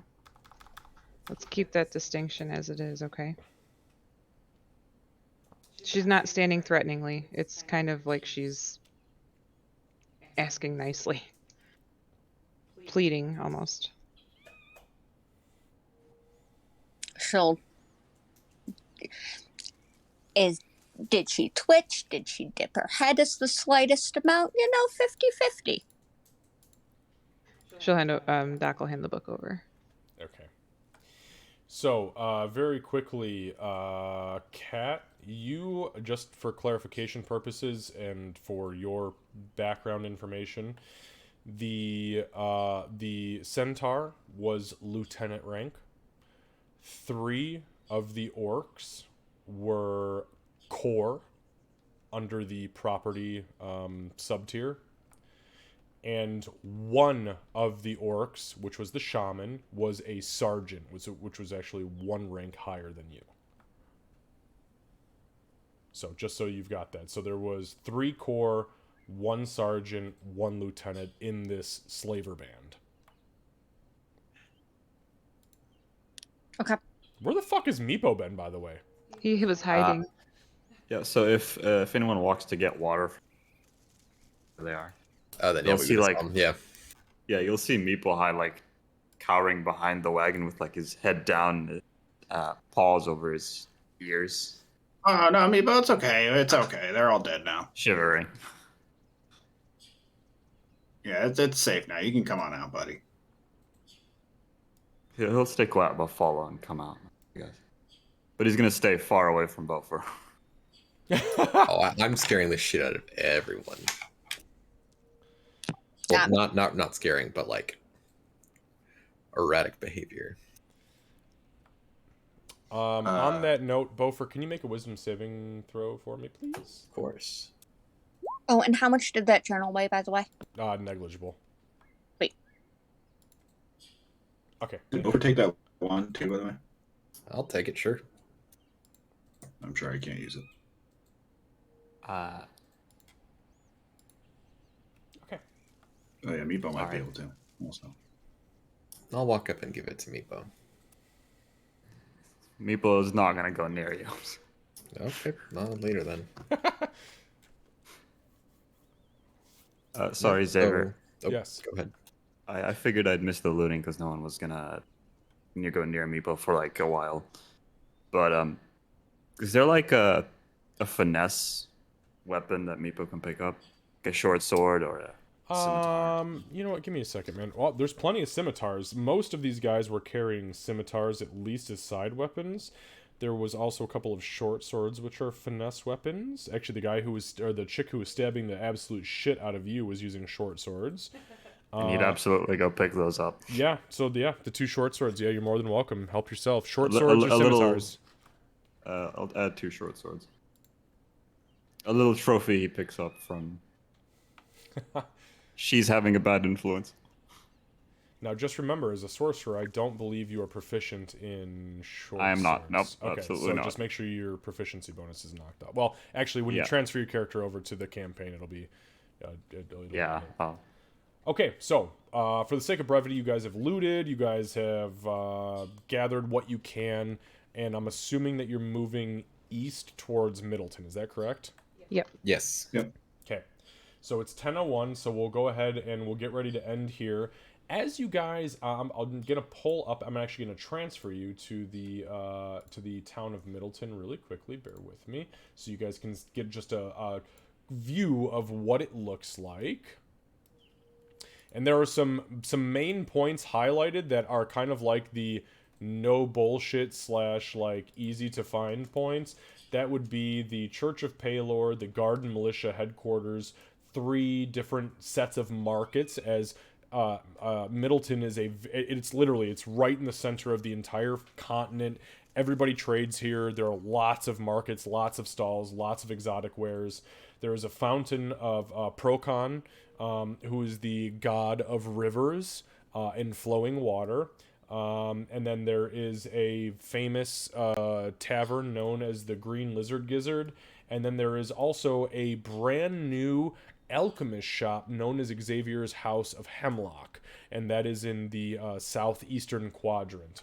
As you guys enter the city, nothing throws you for a loop as far as like anything odd happening here. It's a little strange that there were no guard patrols from where you were to this point, as Queen Marsoom in Port Weirlin sends non-stop regiments and squads and battalions even of her own personal guard to protect this road from bandits, thieves, brigands, orcs, things of the sort. But at this point there was nothing, and that is a little bit strange. However, as you guys approach the gates, probably about 1,000 feet from the gate, you can see the gates of the city. Bofer stops suddenly, as he has been at 1 hit point this entire time and has been moving at half speed with his 2 levels of exhaustion. He collapses to his knees, and you all instinctually go to him to, oh shit, this guy probably needs some fucking healing. He's not doing well, right? Oh, not again. His guts are falling out.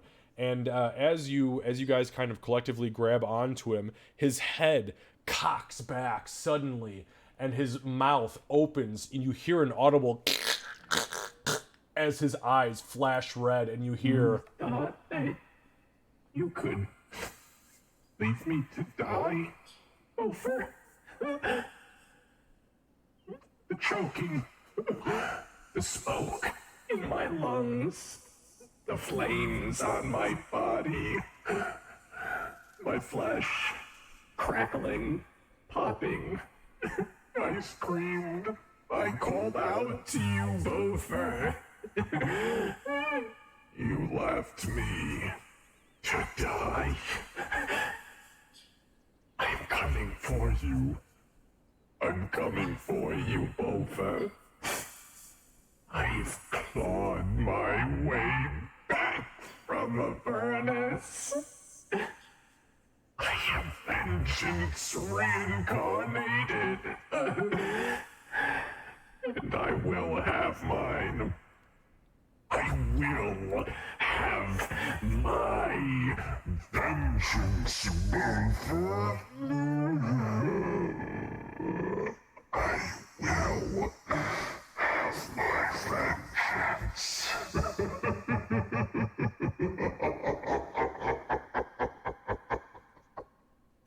and that's where we're going to go ahead and end tonight's session.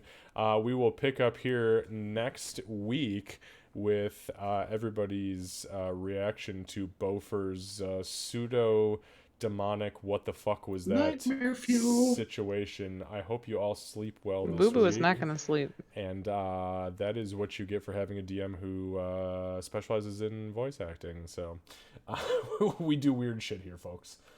I love it. Creepy. Oh, there's much more to come. I actually just wigged myself out a little bit. I was Yeah. listening to that like, what the fuck? Does it come through clear, by the way? I Yeah. have It does. listened It's good. Okay, Absolutely. good. Loud and fucking clear. I hope you'll like that reaction to what happened in the cage. Dude, I I was hope like, you what weren't the fuck? expecting that at all. I was not. Mm. Okay, so you've arrived in Middleton. We will pick up here. We will replay that next Sunday, right at the beginning, just so everybody. No, we don't. You don't have to. Is everybody good for next week? Because it is. Oh shit! You know Easter. what? Yeah, Candace, great question. So I know we have Easter on Sunday at my dad's house, but we'll be back within plenty of time. Does anybody else have any conflicts that we should know about? I'll keep you posted. I think I'm good. I think For I'm good Sunday. also, but I will keep you posted. Okay. I'm good. It's 1 a.m. in the morning. Oh, so- that's right. Lucy's already celebrated, so. We close early that day, which is convenient. So I'll be off at 5 instead of my usual 6. So I'll actually have downtime. That is wildly convenient. So yeah, what I'll do then is like midweek, I'll send you guys a message and just make sure that we're all still on par. And if we are, we'll start with a very creepy fucking intro. Sounds good. And great fucking RP. You guys just blow my fucking mind. So also, again, I mentioned this last week, but Kat, since you weren't here, if you have additional details about your background that you want worked into story content, you guys already know how I operate. Today is exactly how that pans out. Boo Boo gave me a lot of background information, and I just fucked him mentally for the next month and a half. So, I'll be golden. Maybe yeah, I hope you liked that bit of RP. I did. Yeah, I fuck was yeah, having man. a hard. I did that because of the level 2 of exhaustion. Yeah, no, it's good. It's terrifying actually. But yeah, Absolutely going to murder Beaufort one of these days. Oh, I'm sure. I'm sure. Again. Yep, I'm positive. I mean, Hey, the way I'll have- Beaufort's I'll have going, the he might power of a murder him. demon on my side. Yeah, Beaufort's on like a self-destructive downward spiral right now. He might do it to himself. Y'all Well need to before have. you can. If you were good friends, you would have an intervention. This man is not right. Oh, Meepa's not going anywhere near. No. Fuck this guy. I should have stayed underground. Absolutely, yeah. You guys said it was better up here. The only intervention that I would have would be writing intervention on an arrow. Divine intervention. Boop. Okay. Hey, I'll embrace the hate. Beaufort's Oh, just done. I won't remember to ask next week. But did I find my dagger that I threw? That is a good question. High or low? I hate this low. That's an 80. No, you didn't. You have no fucking idea where it went. Everything Nah, happened I too didn't. fast, and you guys were just like, we gotta get the fuck out of here. Beaufort's speaking in tongues, and there's some weird demon in him. We're done. High or low is how Winnie became a stone soul. That is true. Okay, guys, we are going to go ahead and bail here for tonight. Thank you again very much. You guys are absolutely nonstop wonderful roleplay, nonstop wonderful PCs, and I hope that you are enjoying what you are getting so far, as there is a lot more weird shit to come. So, Yeah, Weird shit. Woo. very creepy. all right, guys, we'll see you. Oh, sorry, go ahead, Kat. I was gonna say I sent you obviously a no rush thing. I sent you the details of my breakdown stuff to Yes. Rush. Yeah. By the way, I did not mean to call you out and make that an on-the-spot thing. That was more of me like, holy shit, where are all of the individual numbers coming from, so that I can understand it. Because just so you guys know, I have note cards upon fucking laminated sheets of shit about all of your guys' characters and things that happen, and I just didn't have it written down. So that's probably my bad. Oh, it was really fucking confusing the way the dice did. So next time I'm just going to roll the dice and Sometimes that's better. Yeah. It honestly, Yeah, yeah. it's If I just ridiculous. get the raw number, I trust you guys. I know you guys. So I mean this seriously. I take my players very particularly. I choose you guys very particularly because I don't trust a lot of people. I trust all of you, although I will challenge you sometimes. I trust you. So just, yeah, numbers are great because it helps me decide who gets killed faster. Can you give me one thing of meta knowledge? Just one. Maybe. What's the one- meta knowledge you want? Okay, if I did not make that guiding bolt, what would have happened? The guiding bolt that hit the orc on the... Yes, the one that was trying to take down. Doc would have died instead Well, of you, man. Opening shot. Yeah, if you wouldn't... So she was already on 2 death saving throws, right? If you wouldn't have made that shot and nobody would have gotten to Doc and then gave her a healing potion or given her some sort of healing, that horse was gonna fucking bolt with that orc on the Doc would have back. died That orc listened to exactly... That orc was one of the underlings. It heard the command and was just, with a fucking 8 intelligence, was like, oh, shit, okay, boom, grab Doc and just started, bam, on the back, okay, we gotta get the fuck out of here, where are we going? And then probably about a mile and a half down the road would have been like, oh, I have a dead broad on my horse. Oh, she probably meant the dwarf, fuck. I had a plan to basically spear the orc off the horse. Yes! That is just the horse with like... Yeah. And the horse probably still would have run away. Inspiration. Yeah, at that point, though, fuck the horse, right? I mean, if the orc is dead, you can at least hopefully snatch Doc off the back. And if not, then obviously that's, you know. Yeah, I use that inspiration. I needed to use that right there. Yeah, and you guys are marking all your stuff off, right? Like Yes, inspiration, I don't have inspiration healing spells, potion. By the way, who does have healing potions right now? I have 2. Everybody Okay. else should have one. I Except for have Gopher. 0. Except for, well, Kat Oh, should for- have 0 because she wasn't with you guys when you bought shit. Right. Also, I saw you took away the gems. I was gonna do that, and I was like, "That's weird." Nope, It's I already got doing you. it. That's why I pulled your shit open to see what you had. No, because it was like loading for like 2 minutes. I'm like, "What the hell's going on here?" Oh, the spirit is in you. Yeah. The character shirt. All right, guys. Thank you. Thanks again, and we'll Thank see you next week. Hopefully. All right. All right. Bye, guys. Have a good one. Thanks, everybody. All right. So we are going to very quickly pop into Twitch. We're going to see who's streaming. We've got Quantum, Ness, Halo, Age New, Retro Fly. Fuck, I don't know who that actually is. John Goodman in a hot tub and other such nonsense. Don't like any of that. Don't like it. Honestly, it looks like Hex is getting it again. She better And fucking fucking be here. suckbags. Yeah, she's here. Okay, guys. Thank you for being here and hanging out He just tonight. memorized everything. We're going to raid. That was a fun game. Yeah. There was a little bit of confusion in some spots, but it was very, very, very combat heavy. And these guys, I'm hoping that they are enjoying the weird level of what the fuck was that content that they're getting, because oh my god. Yeah, fuck. Excellent, fuck- excellent, excellent. I fucking hate Here we go. David, man.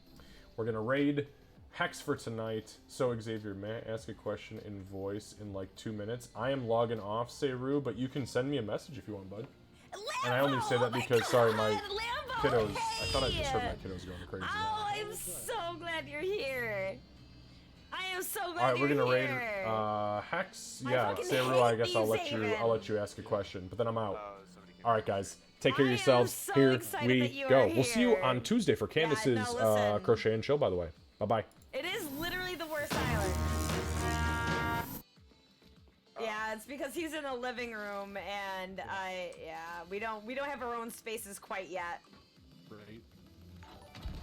Oh, Xavier, thank you for the raid!